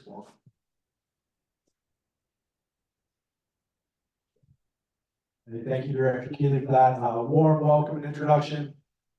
Thanks to our partners, both federal and state, in the room for being, so collaborative and joining in on this effort and really coming together to make it happen.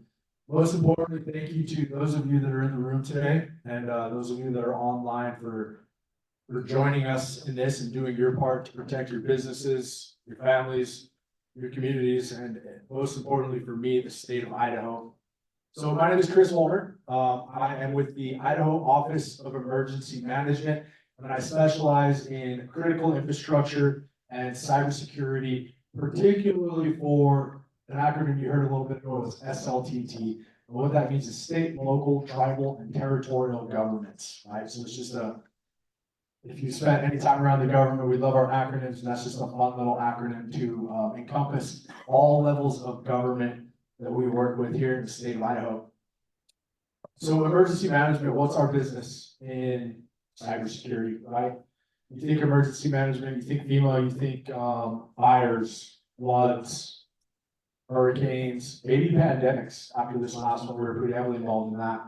But we're really trying to shift the paradigm on that across the nation and start treating a cyber incident the same that we would any other natural or man-made hazard that affects the homeland, right? Affects the homeland, right? We've got the relationships throughout the community. We've got the networks for our federal and other state partners to bring a lot of resources to bear in the event of a fire or a flood or a hurricane. A lot of those same partners, right, also have a vested interest in cybersecurity, particularly as it pertains to those SLTT and government entities. So I'm going to continue to refer back to this document throughout the remainder of my presentation. And Director Keeley spoke about this a little bit earlier. He was the co-chair of the governor's 2022 task force to take a holistic look at the state of Idaho and our public and private sector partners and determine what steps we need to take to make a more resilient cyber Idaho. As he mentioned, there were 18 major recommendations that came out of that and 5 big objectives that those 18 recommendations fell under. And we'll talk about those here in just a second. But again, the video is in the way of the QR code. As we promised earlier, these are all safe QR codes. So if you would like, you can scan these and view these documents. They're all hung on .gov websites. I promise there's nothing malicious in these links. But if you're interested in the genesis of all this and kind of want to dig deeper into what the state of Idaho is doing to protect you and your businesses and government, I encourage you to take a look at these documents. Okay, so we talked about those 18 major recommendations, and some would say 4, I like to say 5 major objectives. And I think that last one is incredibly important to the continued work that my agency, other state agencies, our federal partners, our city, county, tribal partners are all working on today to further move this along.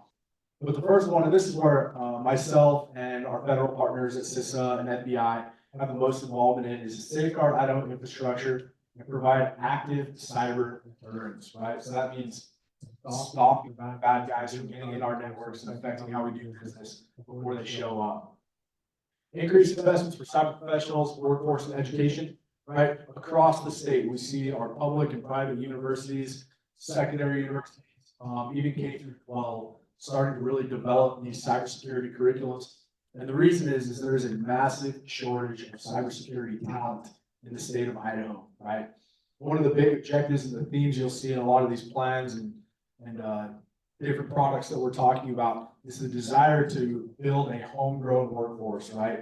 So we want to take these students that are from Idaho and live in Idaho, and we want to create opportunities for them to stay in Idaho and work in the cybersecurity field, right? For example, the state of Idaho, numerous openings, a ton of openings in the cyber and IT profession, right? Lots of great roles there. So if you know somebody who's looking for a role in IT or cyber, check out the state's website. Election integrity through cyber enhancement. So everybody knows that the year is 2024, and that in November there is a very important election that is going to occur across the entire nation.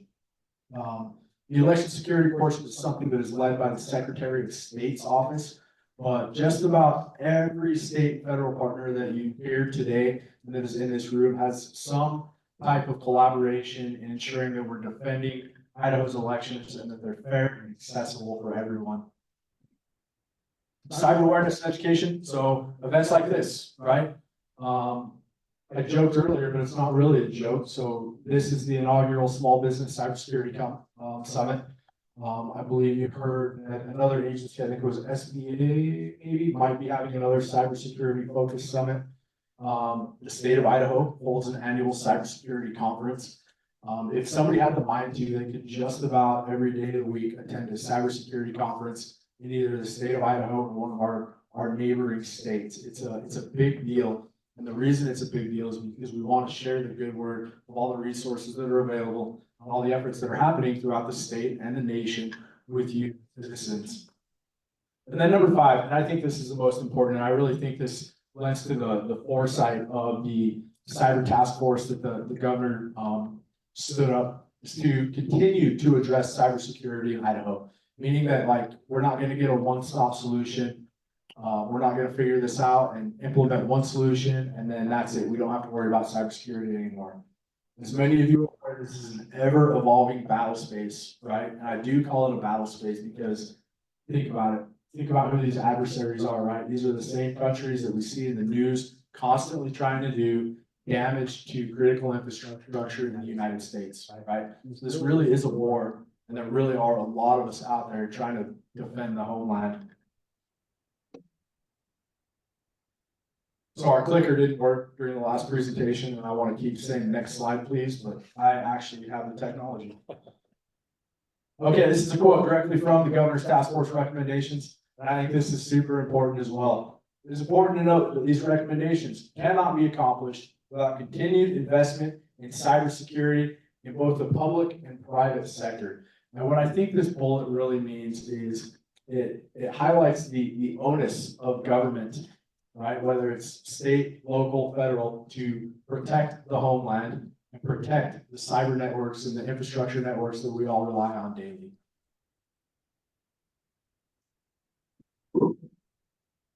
So that brings us to another document plan that we've developed over the past couple of years. You may or may not be familiar with this, but this is the state and local cybersecurity grant program. And what this was federal government listened to the states and counties when we said we didn't have enough money, we didn't have enough resources to properly protect all of these networks throughout the entire state and the entire country. So as part of the 2022 Investment in Infrastructure and Job Act, there was $1 billion carved out of that for cybersecurity.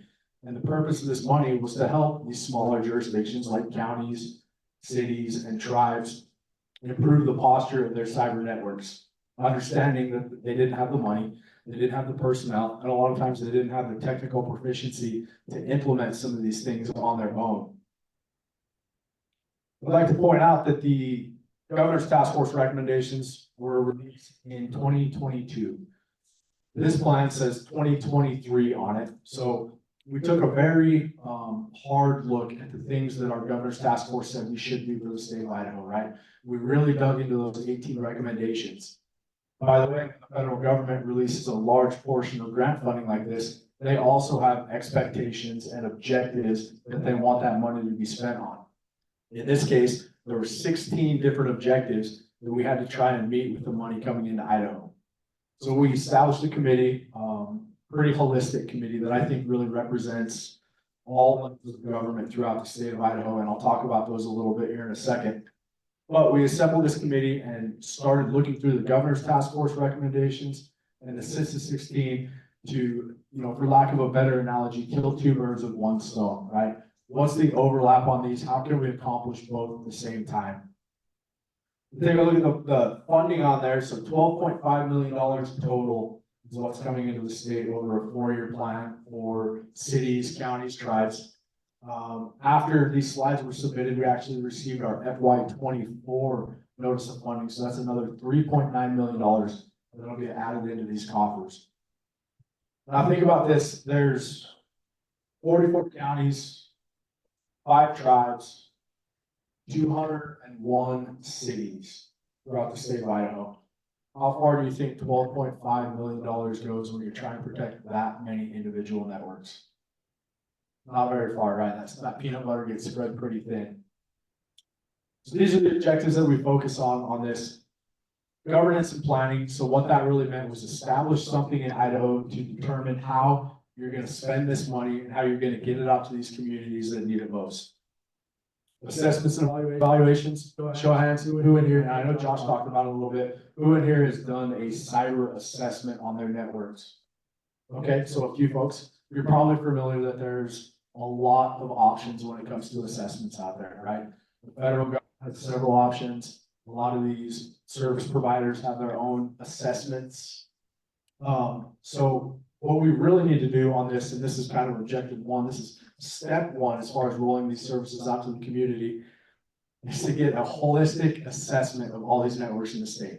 And what that means is, I don't want to say it like this, like one assessment to rule them all, but one Idaho assessment, right? So everybody's filling out the same questions, they're providing the same responses, so we can establish baselines on what the most prevalent and the most catastrophic threats are across the state, which will help us to further prioritize that $12.5 million and start addressing some of those, bigger gaps in the cyber posture of these jurisdictions. Mitigation, that's what we do after we find the problem, right? We find solutions to lower the risk threshold on those. And then again, a continued theme is workforce development, right? So we've seen it a couple of different places right now, how important workforce development is for the state of Idaho, and how important workforce development is for the federal government.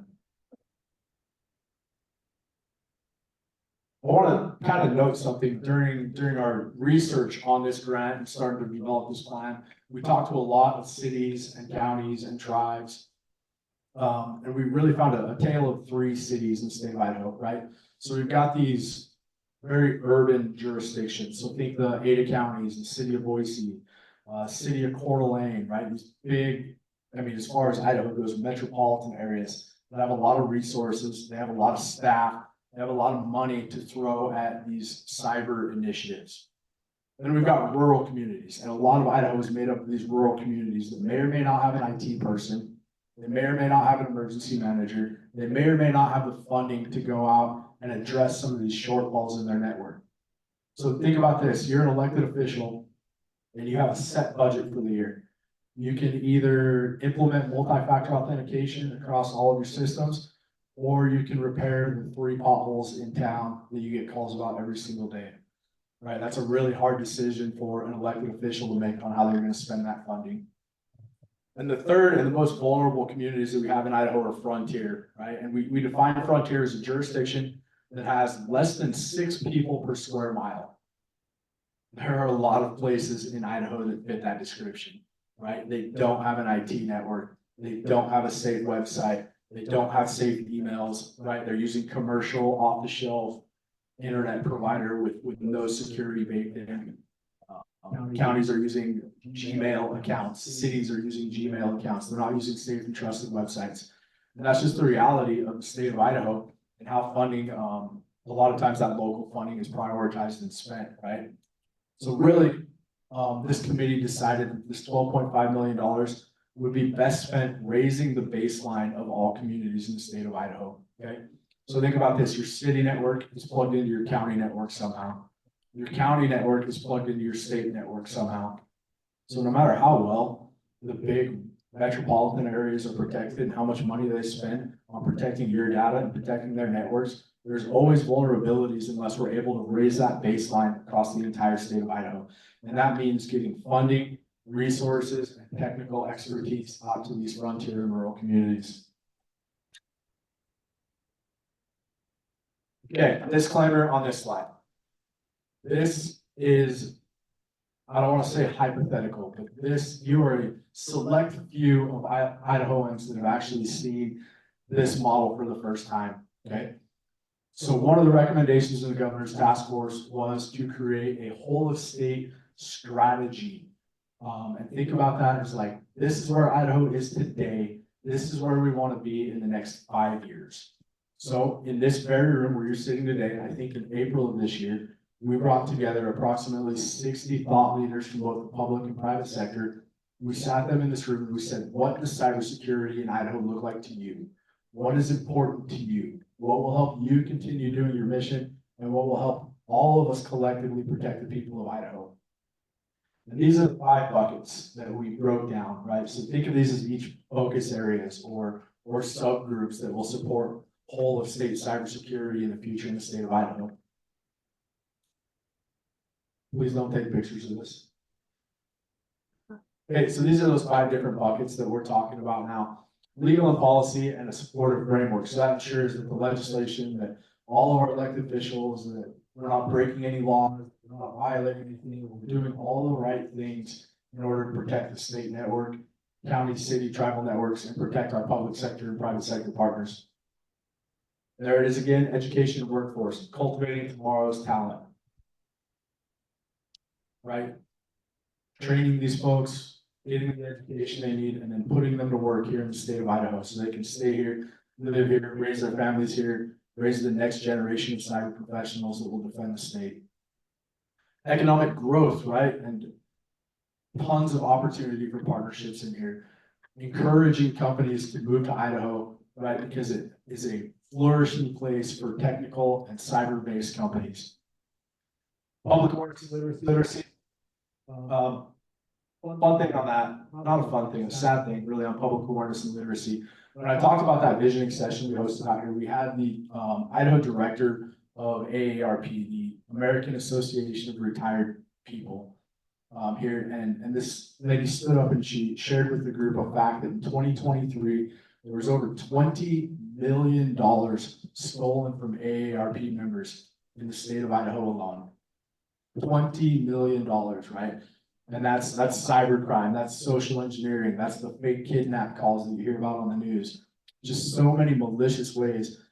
And you know, we talked about this earlier, these threat actors, they're not dumb, right? And they're not getting any dumber, they're getting smarter, if anything, right? The threat is elevated, the techniques are more advanced, and the onus is really on all of us to keep up with that and try and stay ahead of that. Preparedness response. So again, that's where most of my mission space is, most of the federal partners that you'll meet here today and hear from. This is really where we live, right? So preventing attacks from happening, and then knowing that they do happen on a daily basis here in the state of Idaho. How do we help people after that, right? We've heard from CISA so far today. I think FBI is right after me. They've got tools, they've got resources to help you. What we don't have right now is an Idaho solution for Idahoans, right? We don't have a response capability in the state of Idaho. Hopefully, under this model, that's something that we'll create.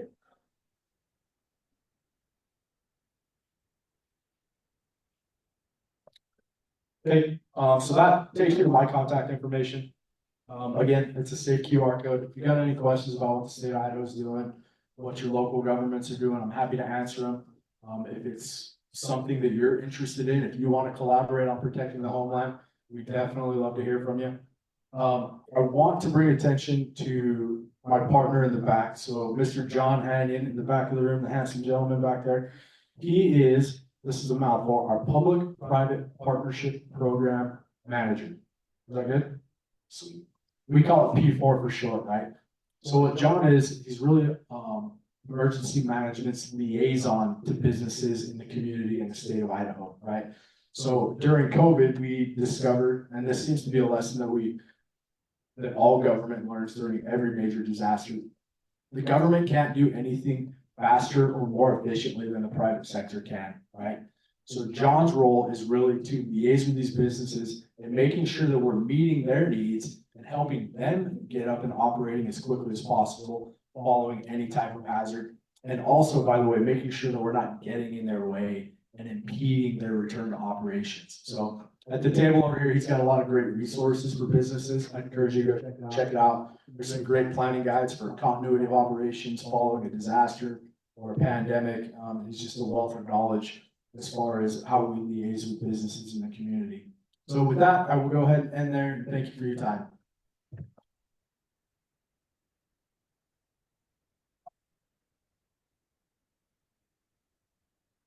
Thanks, Chris. Another great presentation, and we're in the home stretch now for this session.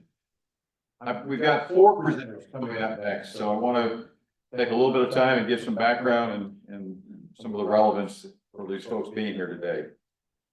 First, from the United States Attorney's Office of the District of Idaho, we have Josh Hurwitz and Kevin Maloney. And they'll be followed by Supervisory Special Agent Jeffrey Collins and Special Agent Kurt Heipel from the FBI, from both the Salt Lake City Division and Boise office. Starting with Josh Kerwin, he was sworn in as the 32nd presidentially appointed U.S. Attorney for the District of Idaho after being nominated by the President and confirmed by the U.S. Senate. He's been in Idaho for a fairly long time. He was in the Idaho office of this U.S. Attorney's office, and he joined in 2012 as the Assistant U.S. Attorney. He has investigated and prosecuted financial crimes, public corruption cases, environmental crimes, cases brought under the RICO Act, and drug and firearms offenses. Kevin Maloney is a Deputy Criminal Chief with the U.S. Attorney's Office for the District of Idaho, and he supervises fraud, white-collar crime, and Project Safe childhood cases. He has been a prosecutor for over 2 decades in Idaho, having started his career at the Ada County Prosecuting Attorney's Office.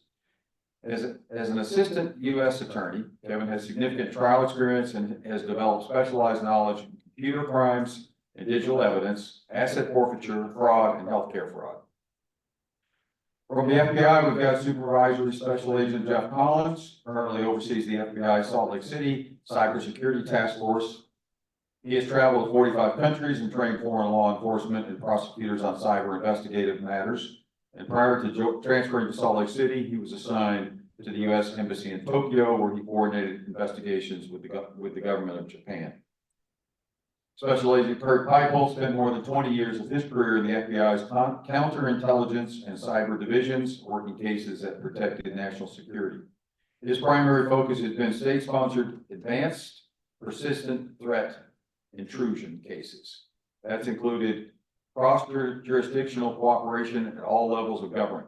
From 2010 to 2012, Kurt was assigned to the FBI headquarters in the cyber division. And for all these speakers, you can find their full bios in the event agenda.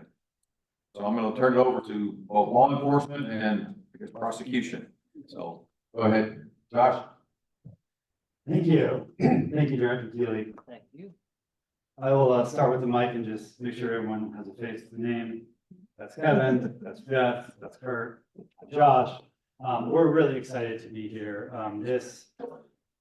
This summit, really came together with the hard work of the Director's Office at Idaho Commerce, and then all the partners you've heard from today. It's pretty special, it's pretty unique to really, for us to be able to participate in something that is primarily about prevention, right?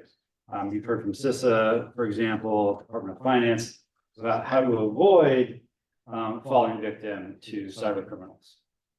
That's our goal for you. That's our wish for you, is that you only see us in this type of context, talking at some tables in a lovely space. But we recognize that sometimes things happen, worst comes to worst, and in our careers, our jobs, my office's role is to try to help once something's happened through the criminal justice system. That's what we love to do as prosecutors and as investigators.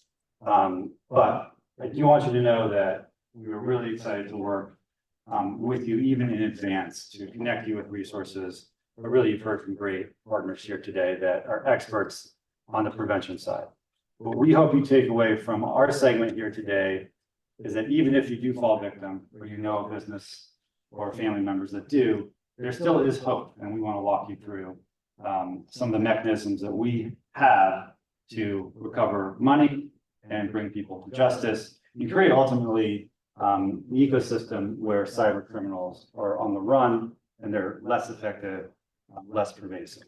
So if we could go to the next slide, let me start by just talking about who we are. My office is about 70 employees. Half of us are prosecutors stationed throughout Idaho. We cover the entire state. We have offices mainly here in Boise, but also smaller offices in Coeur d'Alene and Pocatello. And so if you're with us virtually and not in the Boise area, we want you to know that we have resources near to where you are as well. We work with, obviously, the FBI and all federal and also state and local law enforcement agencies. Most of our cases, I would say, come from member of the public reporting something to local law enforcement that brings in federal law enforcement, that brings in our office, that leads to a federal prosecution. So again, we're really excited to be able to interface with you all today and answer your questions. And again, let you know that, you know, our methods are available to you no matter where you are in Idaho. So prevention, right, is worth more than any cure on the back end. Having said that, we're very excited about what we're doing to help victims recover proceeds. Kevin will get into that as well with Jeff and Kurt on some really great examples of what our office, the Department of Justice throughout the country has done in the cyberspace to fight back against cyber criminals. You know, I would say that from the perspective that you may have as local businesses here in Idaho, we've listed sort of 3 things that we think will help you if you do fall victim. Freezing money, clawing it back. Jeff and Kurt can sort of talk about the timeframes involved in that. Kevin is an expert in some of our seizure procedures and methods that we use at our office. And then finally, you know, we want you to know that we do have our eyes on the prize, so to speak, of actually catching some of these bad actors out there, whether they're in this country or outside the country. I will pass it over to Kevin. Thanks, Josh. Let's talk about some of the goals that we have. We hope those goals align with some of your goals, so that if the unfortunate does happen, we knock on your door and start talking about a cyber incident, we can be on the same page, we can cooperate, we can help you, help us find the bad guys, find your money, and get you back up and running as soon as possible. I've been a prosecutor for about, I don't know, 25 years, maybe more, and still one of my, what's that? Who's counting? Who's counting? Yes, I started when I was 15. Still, one of my favorite things to do is to recover money for victims. And that's really where we start in these scenarios. If you're hit with a BEC, if you sent off some ransom money, we want to try to recover your money so we can get you back to where you started. And of course, the other thing we do is we prosecute criminals. When somebody commits a crime, we want to find them. We want to figure out what they did, collect the evidence, bring it to a court, and hold them accountable for what they've done. And that's primarily what Josh and I have spent a lot of years doing, what our whole office spends its time doing. And it's very satisfying. But throughout that whole process, we always pay particular attention to the victims, the needs of the victims, and making the experience as comfortable for victims as possible. Now, we can't always catch the bad guys, right? Sometimes they're somewhere else, and I'll let the FBI talk about some of the other things we do when we can't catch them. Yeah, so up here is, you see the 4 boxes, but I want to stress that they're interconnected at all times. We can do multiple things at once, it's not just, hey, we do this, then we do this, and then. For example, name and shame has been mainly used on the nation state actors. It has been now used more on the ransomware, but a lot of the nation state people we can't extradite. But obviously that requires the U.S. Attorney's Office to be ready to prosecute. So you see a poster of some, you know, military member in a Chinese uniform. They had to do all the work to be ready. They don't indict people that they're like, well, they'll never show up. So we'll gamble that they don't. So it's a case ready to go to be prosecuted. And none of us will probably be around if they ever do show up in the United States, and because it lasts forever. So, but we put it out there just to notify not only the community, but also it's kind of a political will to show that, hey, this is what we know what you're doing, knock it off. The second part of it is disrupt and destroy, where we can actually go after infrastructure. The FBI and DOJ actually has people all over the world in different embassies. Both of us have served overseas, and so we interact with the local police or the local law enforcement to say, hey, we have a server in your area, can we get an image or can we get something? So we work with them and the United States Attorney's offices to either get legal process or to get it, so we can find out who those people are and then either take it down or copy it and move on. Mixer. Here are some examples of some real life cases where we have in fact prosecuted people associated with breaches and ransomwares. So we want you to know we're not just talking about this. The Department of Justice is actually out there doing it. The first one is the Lockbit ransomware variant. One notable thing about that case is that the department was able to obtain the decryption keys for the Lockbit ransomware.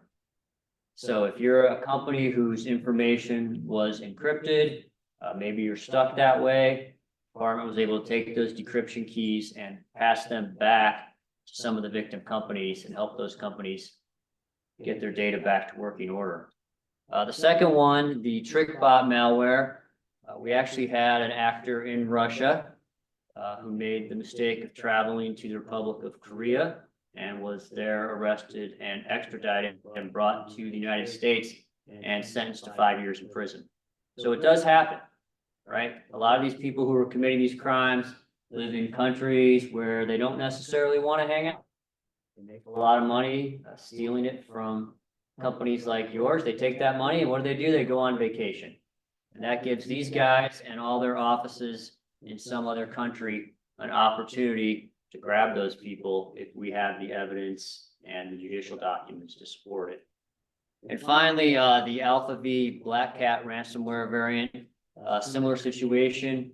One of the neat things about this case is that the Deputy Attorney General, who oversees criminal prosecutions across the country, made some statements in the press release here about our primary goal is to serve victims, right? I mean, we really are here for the business community, or the people who are being infected with ransomware, victimized by business email compromise, that kind of thing. And the other thing she said is that we are now hacking the hackers, right? We are fighting back actively. It's not entirely reactive.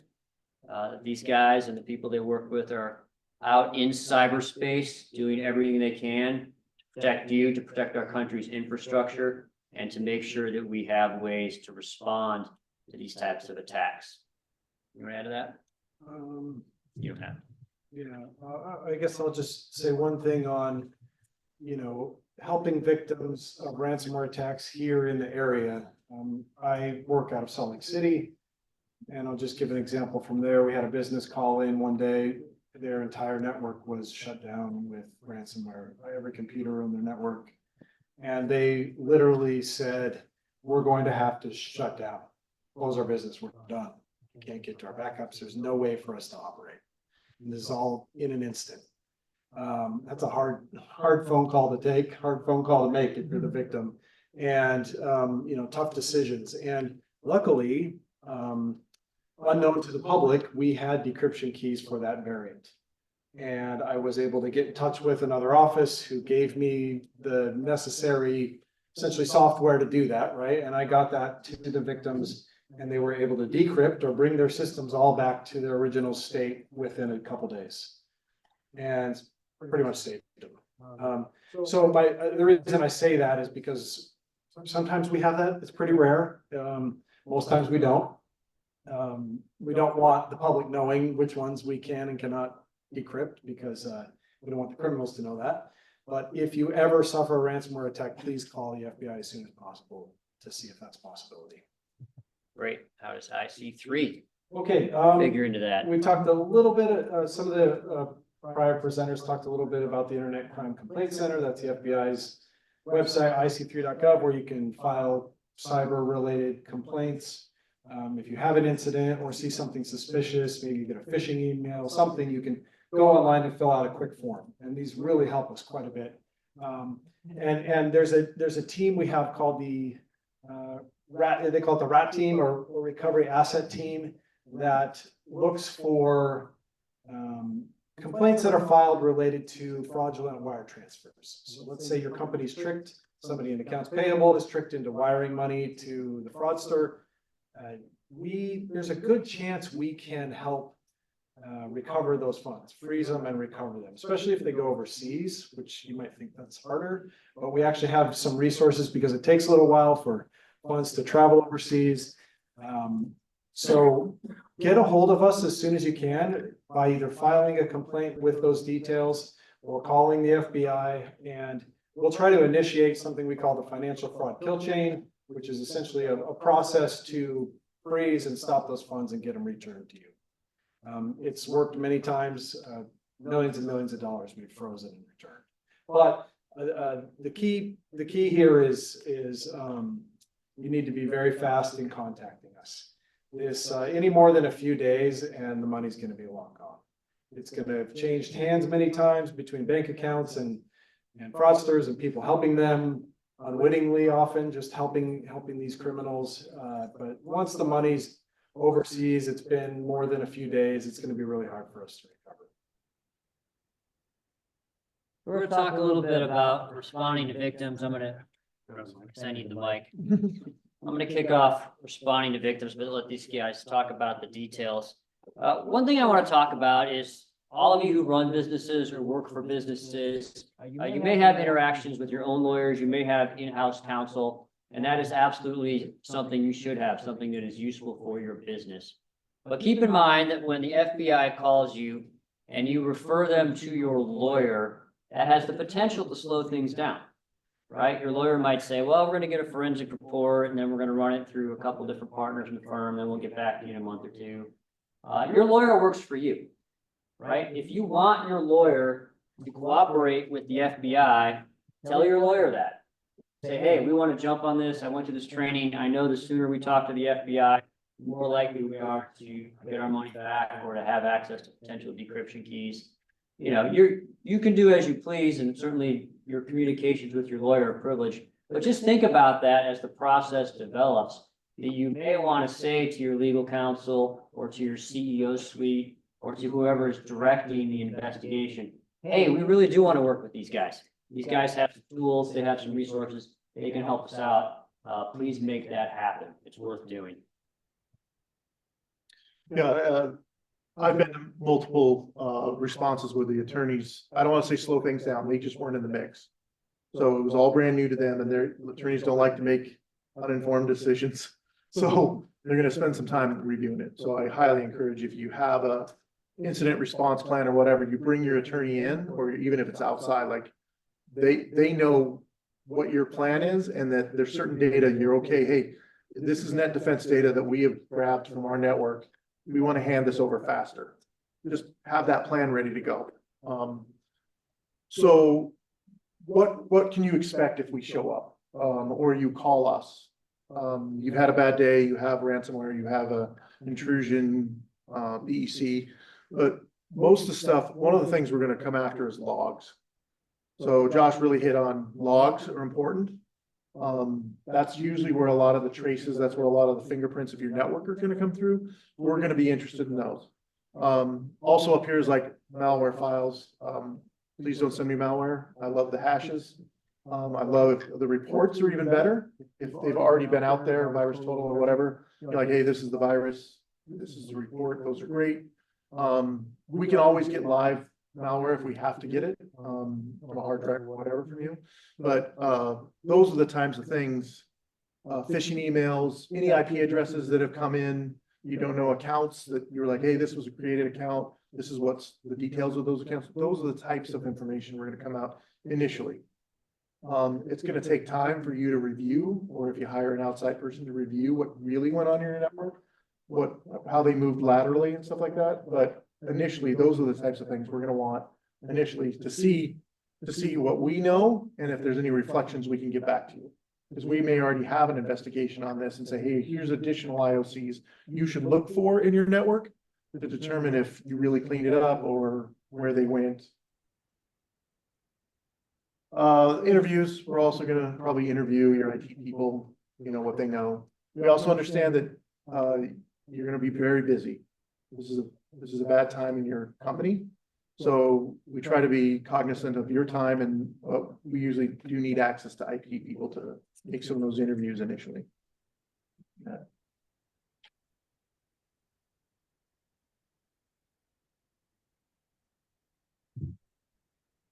On the screen now, you see a press release.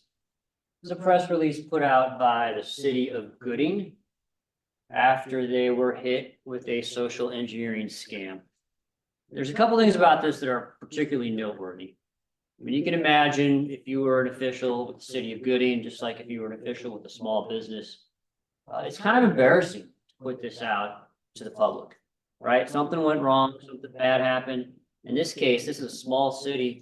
They lost a ton of money, over $1 million. But what's great about this press release is that they are willing to say, hey, it happened to us too, right? And it happens to everybody. I mean, there's hardly a business that doesn't get hit by this stuff. And the other thing that's great about the press release is they noted and thanked the quick response of the city officials and the FBI and local law enforcement and other people who were involved. And that's really why they got their money back, right? You can see from the press release, they got back 989,000 of 1.1 million that they lost. And we happen to know that they got back a little more than that at a later time. So this is good news. And this is the way this process should work, right? If a company or a city or anybody is exposed to one of these crimes, jumping on it, contacting the appropriate authorities, not being so embarrassed that you won't go public. These are the things that help us help you. And that's really why we're here. I mean, that's the long and the short of it. We're here to help you if unfortunately this happens to you. I think maybe I'll just tell a quick story for the audience, just so you can kind of understand how a lot of these schemes work.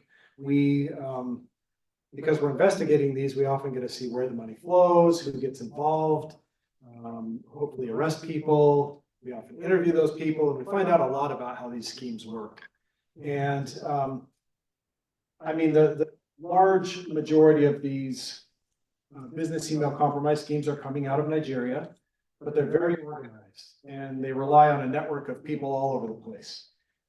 And one specific example, our office worked, I got a call late one day from a bank saying that they had wired about $75,000 on behalf of one of their customers. And then they quickly realized it was fraudulent and they wanted to get it back, freeze it, get it back. The money went to New York City, transferred there, and then to South Korea. So within a day, we find out the money's sitting at a bank in South Korea. What do? I immediately call our FBI representative who works out of the US Embassy in Seoul and explain what happened. He asks me to get some information from the victim. They have to fill out a little affidavit because he knows the Korean National Police will need that for to be able to take some action. He reaches out to the Korean police and just luckily, because of the time difference, they were able to get to the bank before it opened and sit and wait. And not more than 5 minutes after the bank opened, a Nigerian husband-wife show up to the bank to withdraw this money. They end up arresting them. They interview bank tellers. They ask the tellers about these two.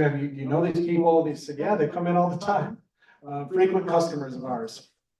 We love their business. And they end up interviewing the two that they arrested, and they admitted to the scheme and explained sort of what they were doing with the funds. And I'm actually curious what somebody might think they would do next with the funds. They withdraw it. Any ideas from the audience? Bitcoin, okay. Yeah, that's a legitimate idea. In this case, they did not. So what they were doing, this couple was not technically sophisticated at all.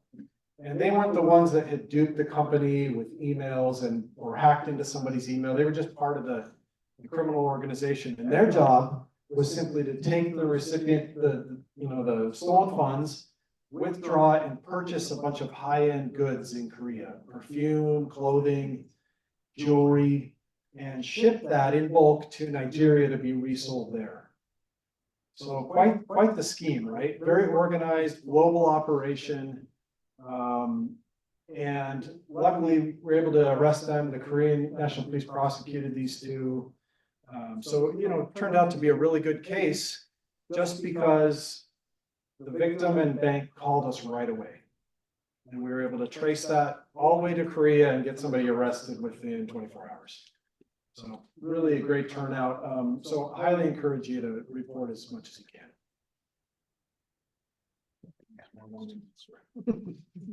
Yeah, so these couple of stories we've just told about the city of Gooding, about Korea, those were stories where banks or other entities were willing to voluntarily turn around the transactions, right? There was a freeze letter, there was an official request, there was some action taken by a foreign government.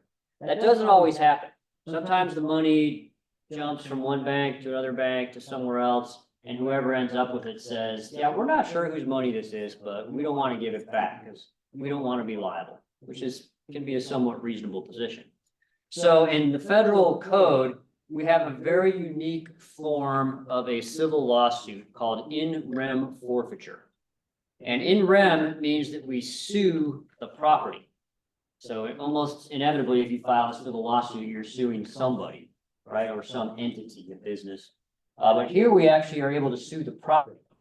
So we can file a lawsuit against $1 million sitting in a bank in New York. We can file a lawsuit against a vehicle or a house or a piece of real estate. And if that's where the money goes, if we're able to trace stolen proceeds from the victim's account through a variety of other accounts to a final destination, we file an in rem forfeiture action against that money. And then we get a seizure order from a court, and we're able to bring that money back to the Idaho federal court and then have a lawsuit to see who gets it in the end. And this happened, this particular complaint you see up here, it's called a verified complaint in rem. This originated from a company in South Central Idaho. Typical story, their CEO was on vacation, right? Somebody sent them an email and said, hey, this vendor has changed their routing information. An email from the CEO, supposedly.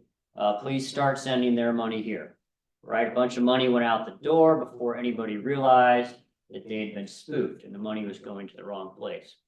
So we were able to file this civil lawsuit, bring the money back, and then we serve process on the bank account from where we seized it. So the bank account will have some information, right? There'll be a name, maybe an address, maybe a phone number. But those people who maybe their real name was on the bank account, probably not, they're not going to show up and defend this lawsuit, right? We're going to get a default judgment against them 90% of the time, and then we're able to take the money and return it back to the victim. So this is just one example of a fairly unique tool we have that even when there is, some contention about sending the money back, we can use this process to try to make victims whole. So this is a civil process, what we call a civil forfeiture in rem. Josh is going to talk a little bit about a criminal process. Thanks, Kevin. Yeah, so we've talked about, and Jeff mentioned this too in one of his examples, getting the money back. We also think there's real high value for the broader community in getting the bad guys, right? Prosecuting individuals, holding networks of bad actors responsible. It essentially increases the costs of them doing business, right? Their nefarious business reduces the risk and the cost to legitimate businesses like yourselves. So here's an example from a couple years ago, originally involved a BEC scheme, business email compromise scheme. But as we mentioned, not all of the criminals are outside the country. This was an individual who knowingly was participating in this scheme and sending fraudulent emails to businesses, including a business in Idaho and public institution in Idaho. We were able to find, arrest, prosecute him, work up the chain, and find the folks he was actually working with in Kenya and our partners across the Department of Justice continued with other prosecutions. So hopefully this is relevant to you and speaks to what we can do to fight back sort of as a nation, right, as a business community.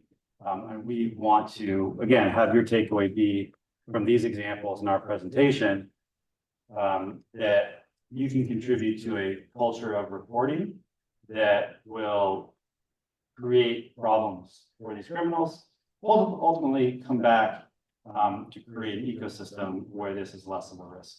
We recognize that is a long-term goal and that we're up against it right now, sort of generally speaking, but we can tell you, and Kevin mentioned that the Deputy Attorney General and our Attorney General, cyber is one of the two top things that we hear about coming out of prioritizing out of DC. I'd say violent crime is one, cyber is probably number two in terms of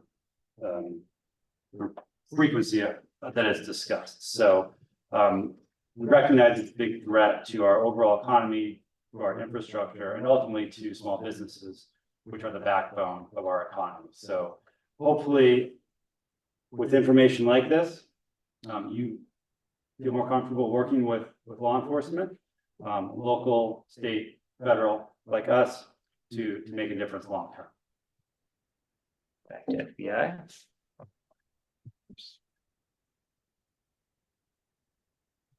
So there's a lot of hesitancy from victims to approach law enforcement. Maybe you're worried that news of the breach, news of the attack will get out. It affects your brand, your image, reputation. Maybe you don't trust what we're going to do with the information. But I wanted to convey to you that we take it very seriously. Your privacy. When we show up to your company to help, it really is just to help. We're not there to look for pirated software licenses or whatever you might be worried about in law enforcement. We're to show up to your organization. We're really there to just try to figure out what happened, who did it, where they reside, try to bring them to justice, try to return your money and make your company whole. I mean, that's really our goal. And to keep that whole process as confidential as possible, we're not going to be revealing your company name to anyone. We're not going to be telling regulators that this happened.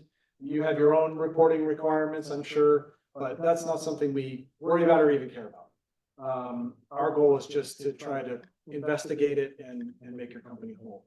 So throughout that process, we try to anonymize your company's name as much as possible in our legal documents and really keep that out of the news.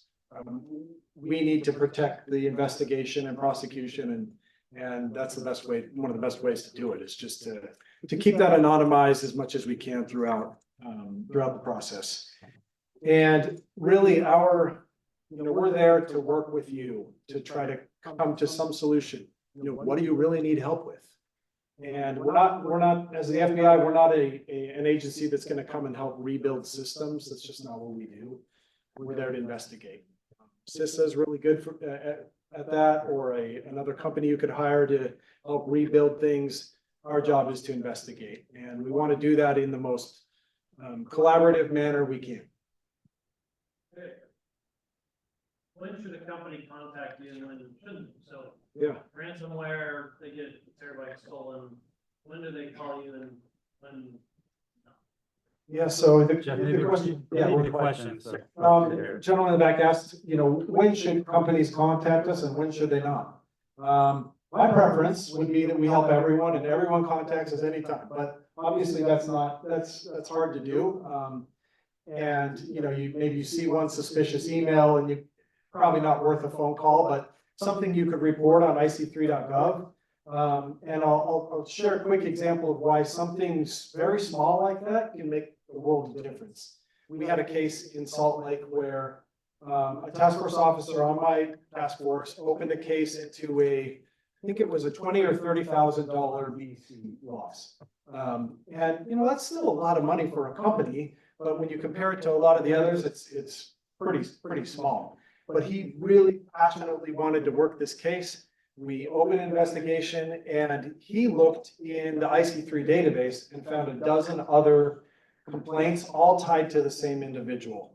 We were able to locate that individual, a Nigerian man living in Atlanta, conducting these scams from Atlanta, had him arrested there, extradited to Utah, 9 years in prison. All because 11 other people decided to take 10 minutes out of their day to fill out this form. So I would say for things that are sort of average, suspicious, maybe not, shut down your business type activity, please go and fill out that form. It's critical. Now, if you're suffering a major attack, disrupting and interrupting your business, or you've lost a lot of money, call us right away. You can call me. I've got business cards I'll leave with you. Call Kurt. We'll respond and do whatever we can to help.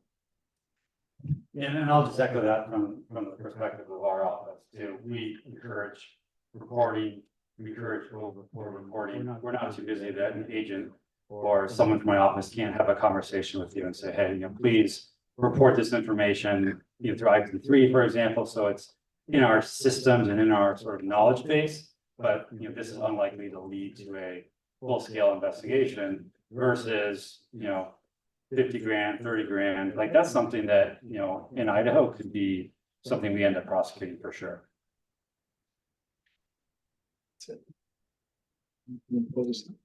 Sure. So I'll close this out again, just by, thanking you, for being with us today. We know that, literally time is money, and it's no more true than with small businesses. So we really thank you for taking the time, and we look forward to your questions. And again, this has been a really unique and special event. And I think what you'll see next as Director Keeley comes and takes the mic from me is an opportunity to ask questions, of a group of partners that presented to you today that offer, hopefully complementary perspectives, but again, all aimed at the same goal of protecting, Idaho businesses. So thank you very much.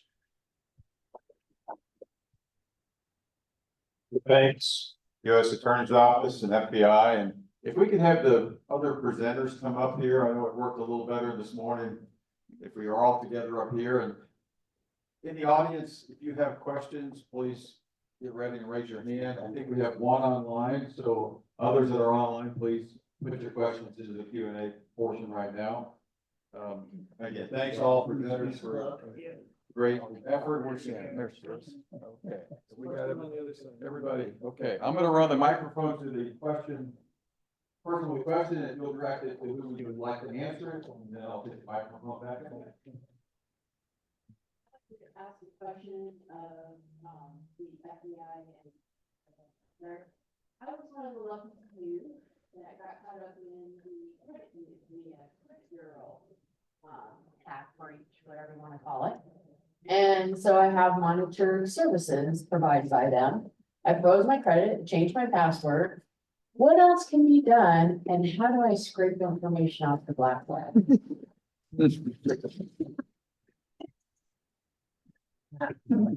We hand goes up to answer this one. Yeah. Who wants to start? Start. Let, Kurt? Yeah. Okay. I am a lucky, well, actually, probably at least all 4 of us are lucky enough to have multiple monitoring through multiple breaches. 5 of us probably more. Really, at the end of the day, what you've done is a great first step, honestly. Like, credit monitoring is huge. Freezing your credit if you think that stuff's happening.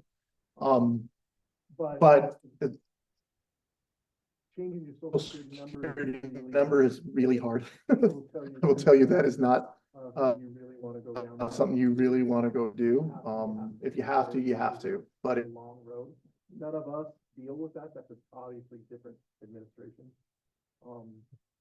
Other things, I say stay off the dark web. Other people like it. But usually in your credit monitoring, sometimes you can put an email there and they'll monitor it for you. There's some websites out there. I don't have really a recommendation. It'll tell you if your email is out there with an email, a shared password. Josh mentioned earlier, if you never reuse passwords, if that site, if that site tells you, hey, Target lost all their accounts. Well, hey, I'm just going to blow away the Target account because it's never connected to anything else. That's kind of the best practices, I think, in those areas. I was just gonna say, and this goes to the Anyone else, future. John? I was just gonna say, and this goes to the future, is that digital identity is becoming a bigger thing now, and getting away from static pieces of information. I mean, I think that's a goal of a lot of government organizations and others. And, as you mentioned before, when we talk about the dark web, I wouldn't recommend playing in there. I've had to do it professionally, and I've learned to do it. I've learned to do it on isolated computers on their own. But with that said, I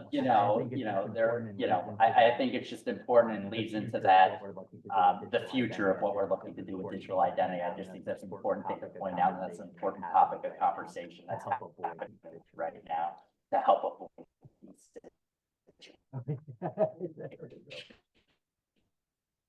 Question that came up is, questions from the audience. Any others? The one that's online, Jeremy? This one was, Joshua Stan.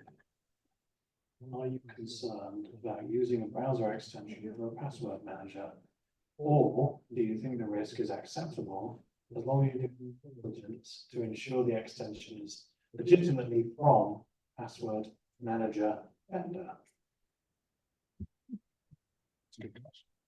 We're all curious. We're getting to the deep end of the pool on this one. All right, so any password manager is susceptible to be intercepted.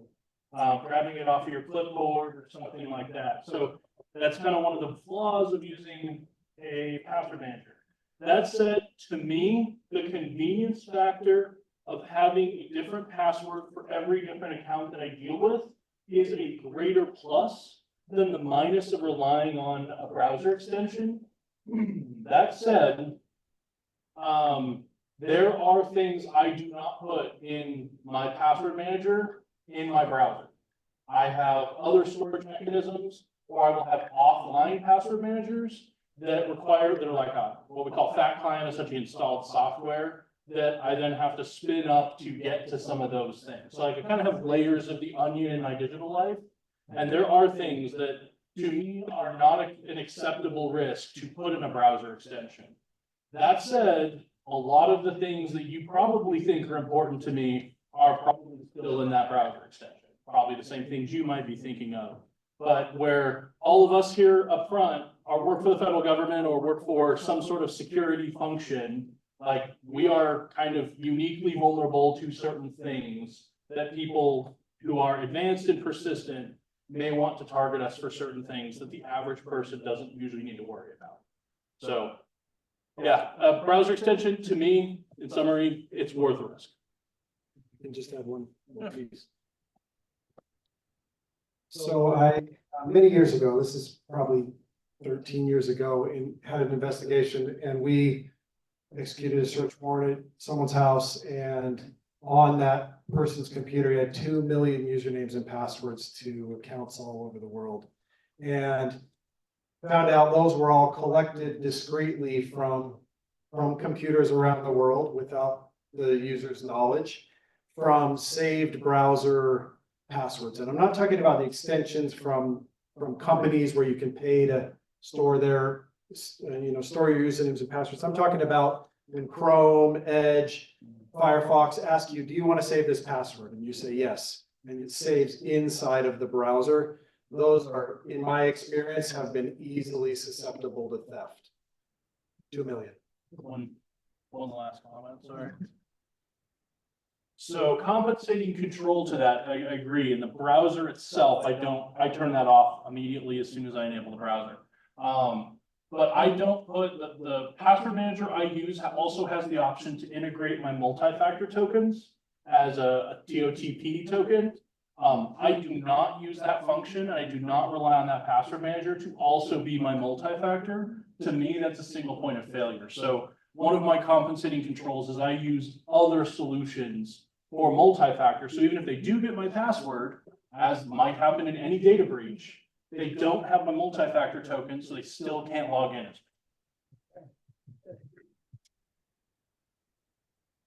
Other questions?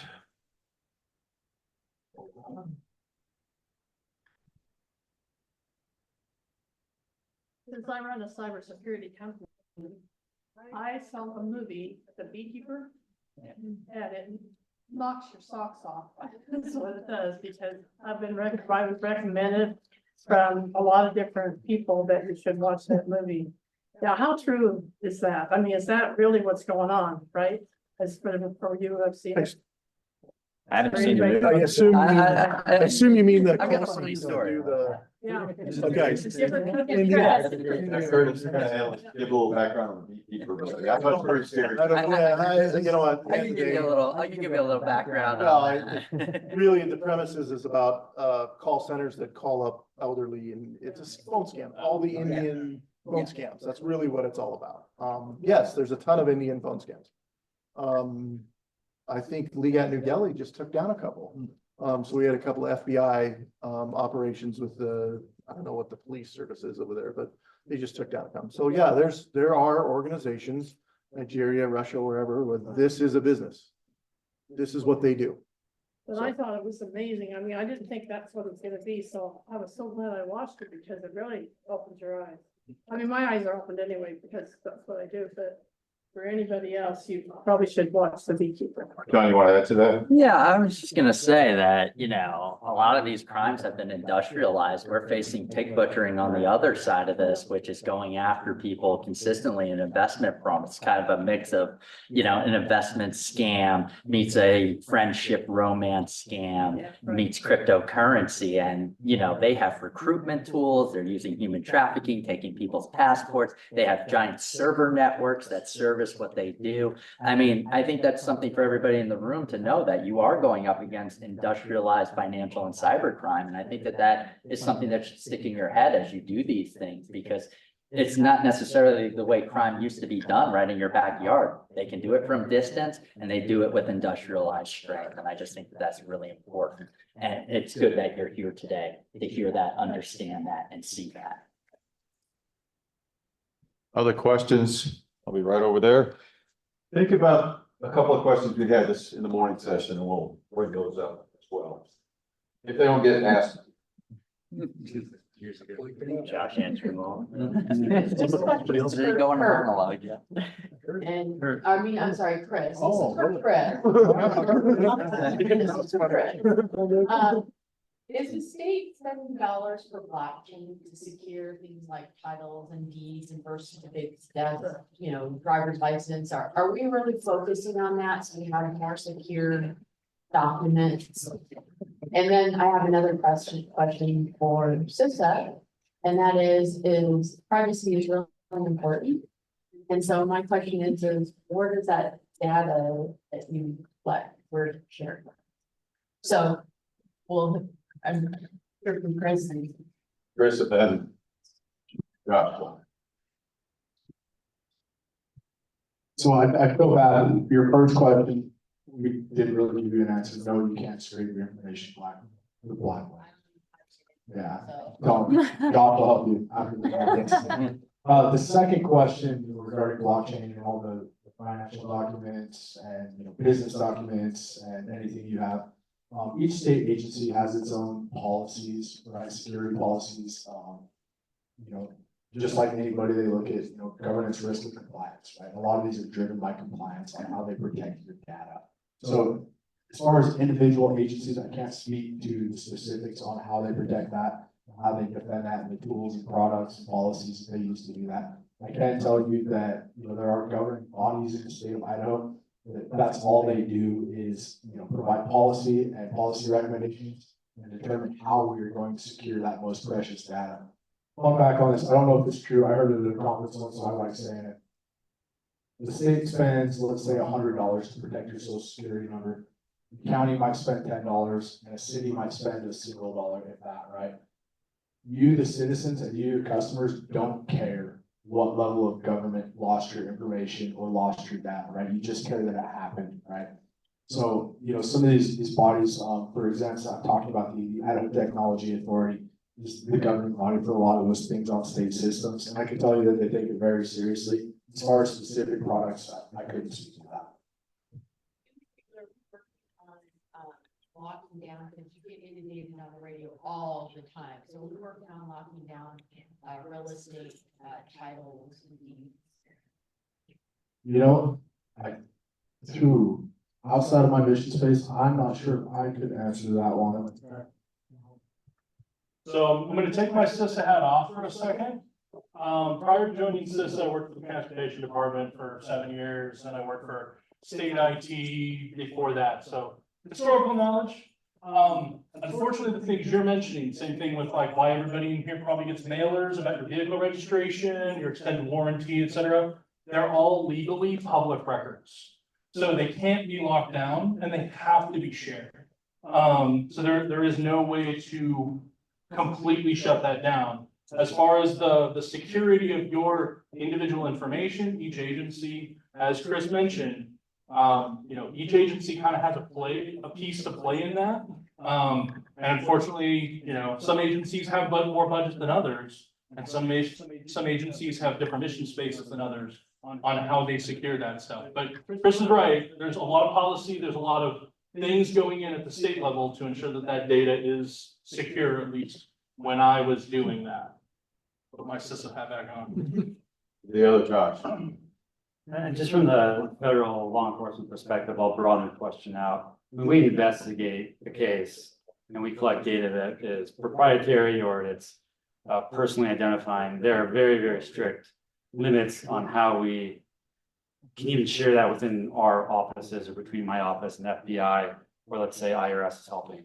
So that is something that legally there are statutes we could talk about that could get us into huge trouble, as Kurt was saying, if, you know, for example, Kurt just emails off, you know, something to somebody who shouldn't have it. Somebody shouldn't have it. So I just want everyone to know that as part of our victim protection mission, the data that is involved in our investigations is really, really carefully guarded.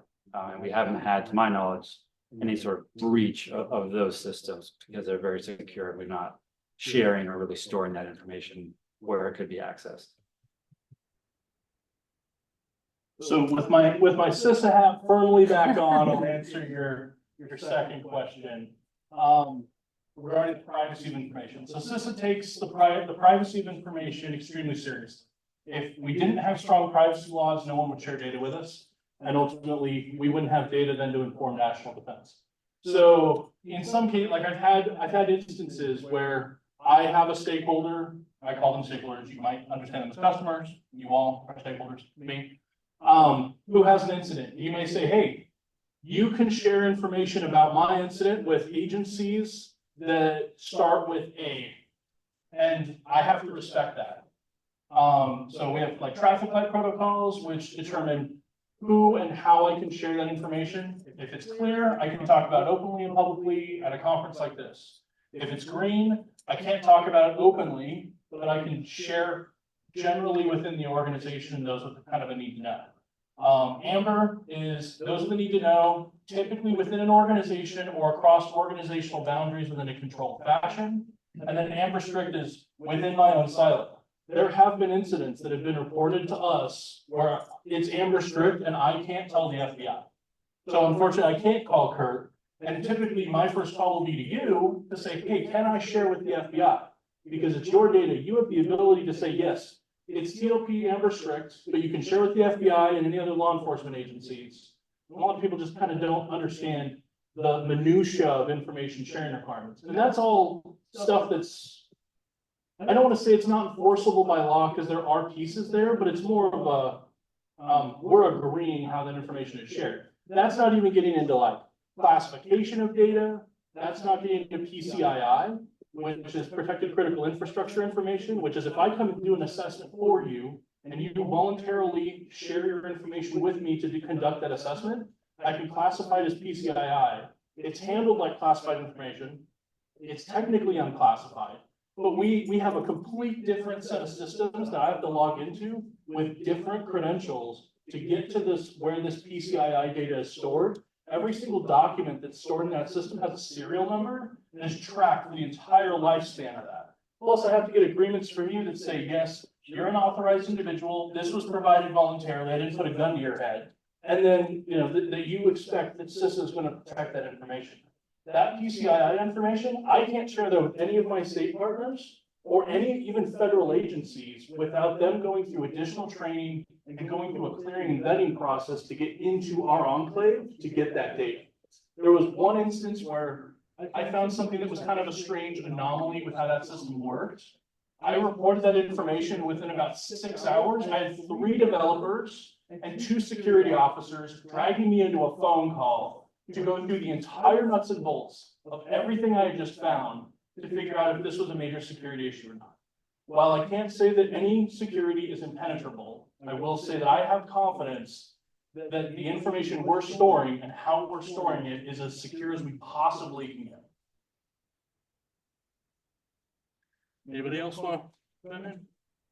All right, last 2 questions, one here and we got one online. Just Got a couple minutes here. Great presentation. I was curious in terms of the latest in scams or what people are optioning. So MFA, are you finding that people, if they have the password to what's the ability, or have you seen people trying to basically get people's cell phones, since that's a typical MFA tool? Or would it have to be like a physical issue where they actually have your cell phone? Just curious about the success of those checks. I'll take the first swag and I'll Not sure I saw you put your hand up. Unless Kurt wants to take it, but what I've seen is, I mean, there is SIM swapping as a technique that could occur for SMS based two-factor, which is why I encouraged using an app instead of using SMS. That said, it's not something I run across a lot. I think the FBI has seen it a lot more in what they deal with. What I see is scams that are impersonating like the Microsoft login site that are saying, oh, hey, send us, input your two-factor code here. You input it, but really you're inputting it into a scam site, which is then passing it through. So it's almost like there's a screen or a man in the middle in between that is stripping that data out. And as soon as you log in, the idea is when you put in your two-factor code, it doesn't pass you all the way through, but it does pass that code to the attacker, who then does get access. We've also seen situations where multi-factor that goes through either text message or like the calling your phone or something like that. There's actually, I have a white paper over on my booth about phishing resistant multi-factor. And what they'll do is they'll just bombard you with multi-factor requests until eventually the user just succumbs to it because they're just being harassed endlessly about multi-factor prompts until they pick up the phone and hit pound and hang up the phone or click the I approve button at the top of the app. Those are the ways that I'm typically seeing threat actors get through multi-factor when multi-factor even is implemented as properly as it possibly can be. So if you have more questions on that, happy to answer that offline. But also welcome to check out the phishing resistant multi-factor white paper. Kurt, did you have anything? Nope. No, nothing else. Tom, I think there was one more question in the back. Okay, okay. Two left, this one and the one online. Don't cut it off.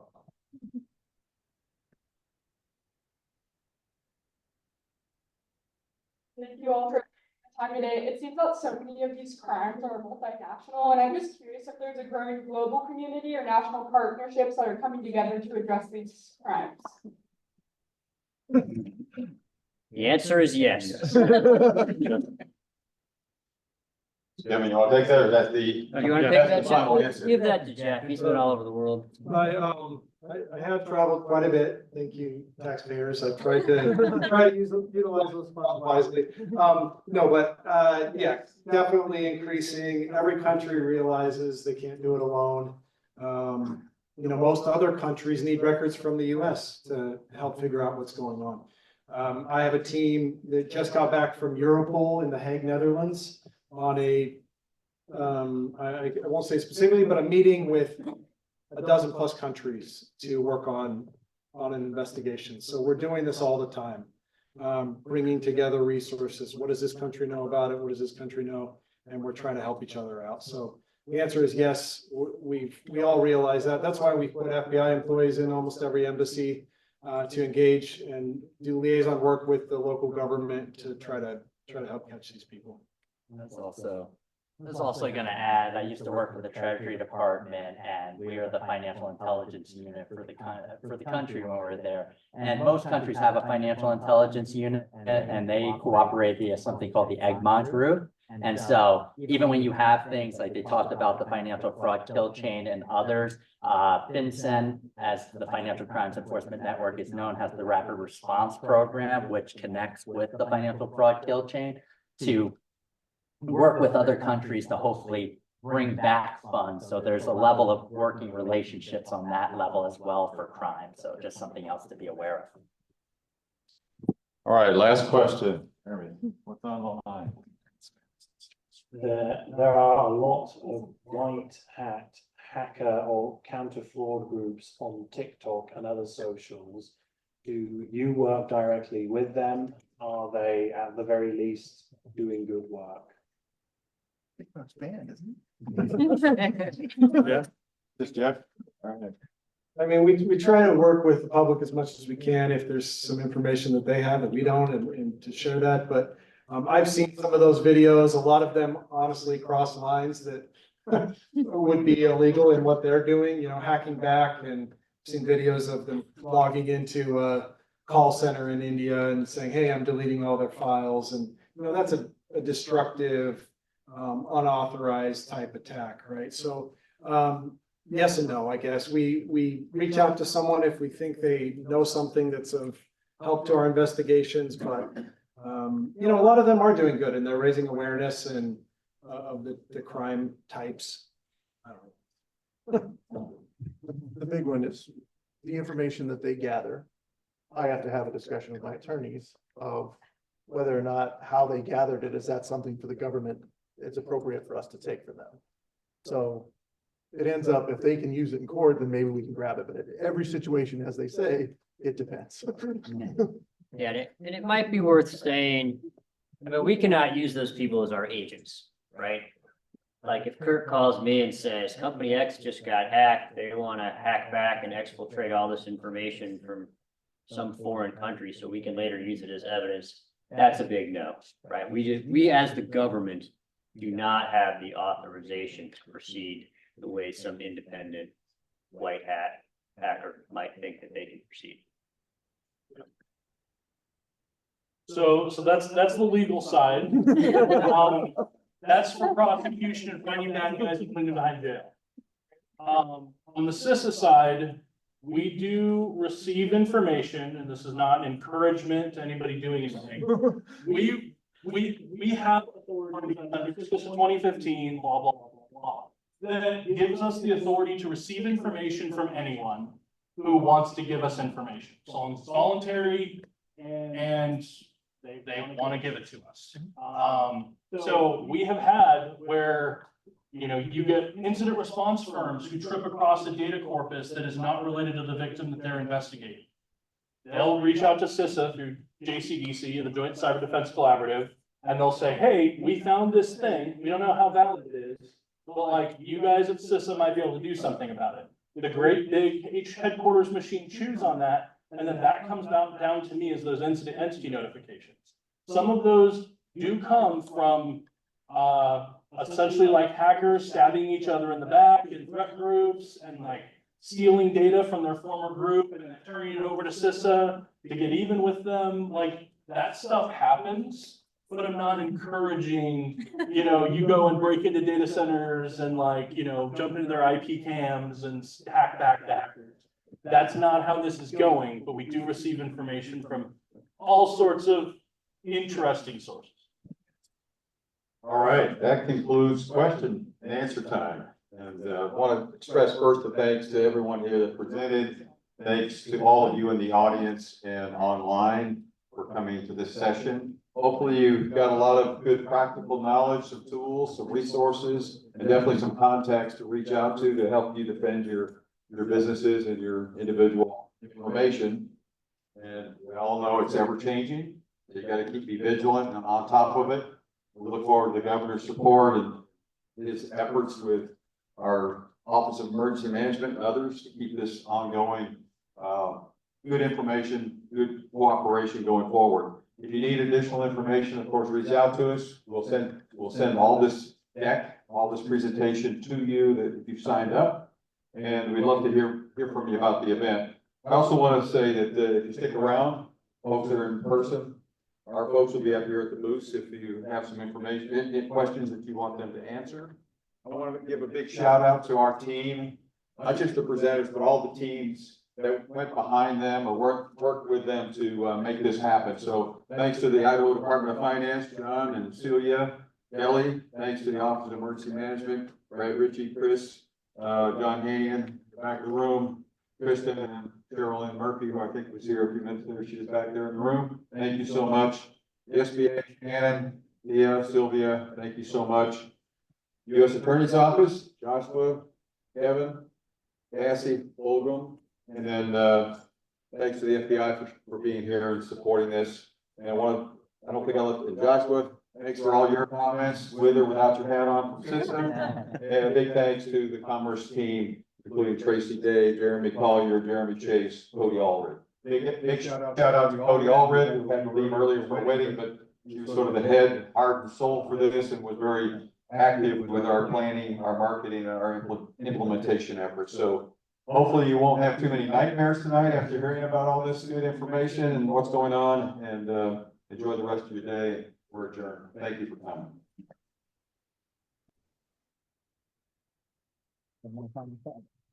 Always a pleasure, sir. Yeah. Off here, man. Go on. Stand up on the podium. When I'm misled? No, that's just me doing my normal life. You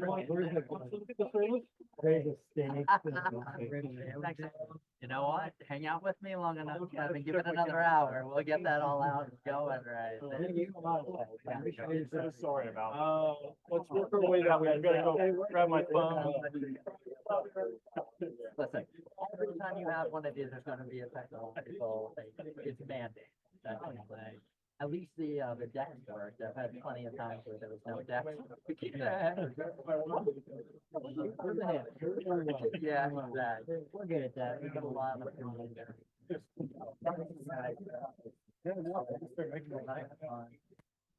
Yeah. Our plugs. Yeah. Whenever you're out about,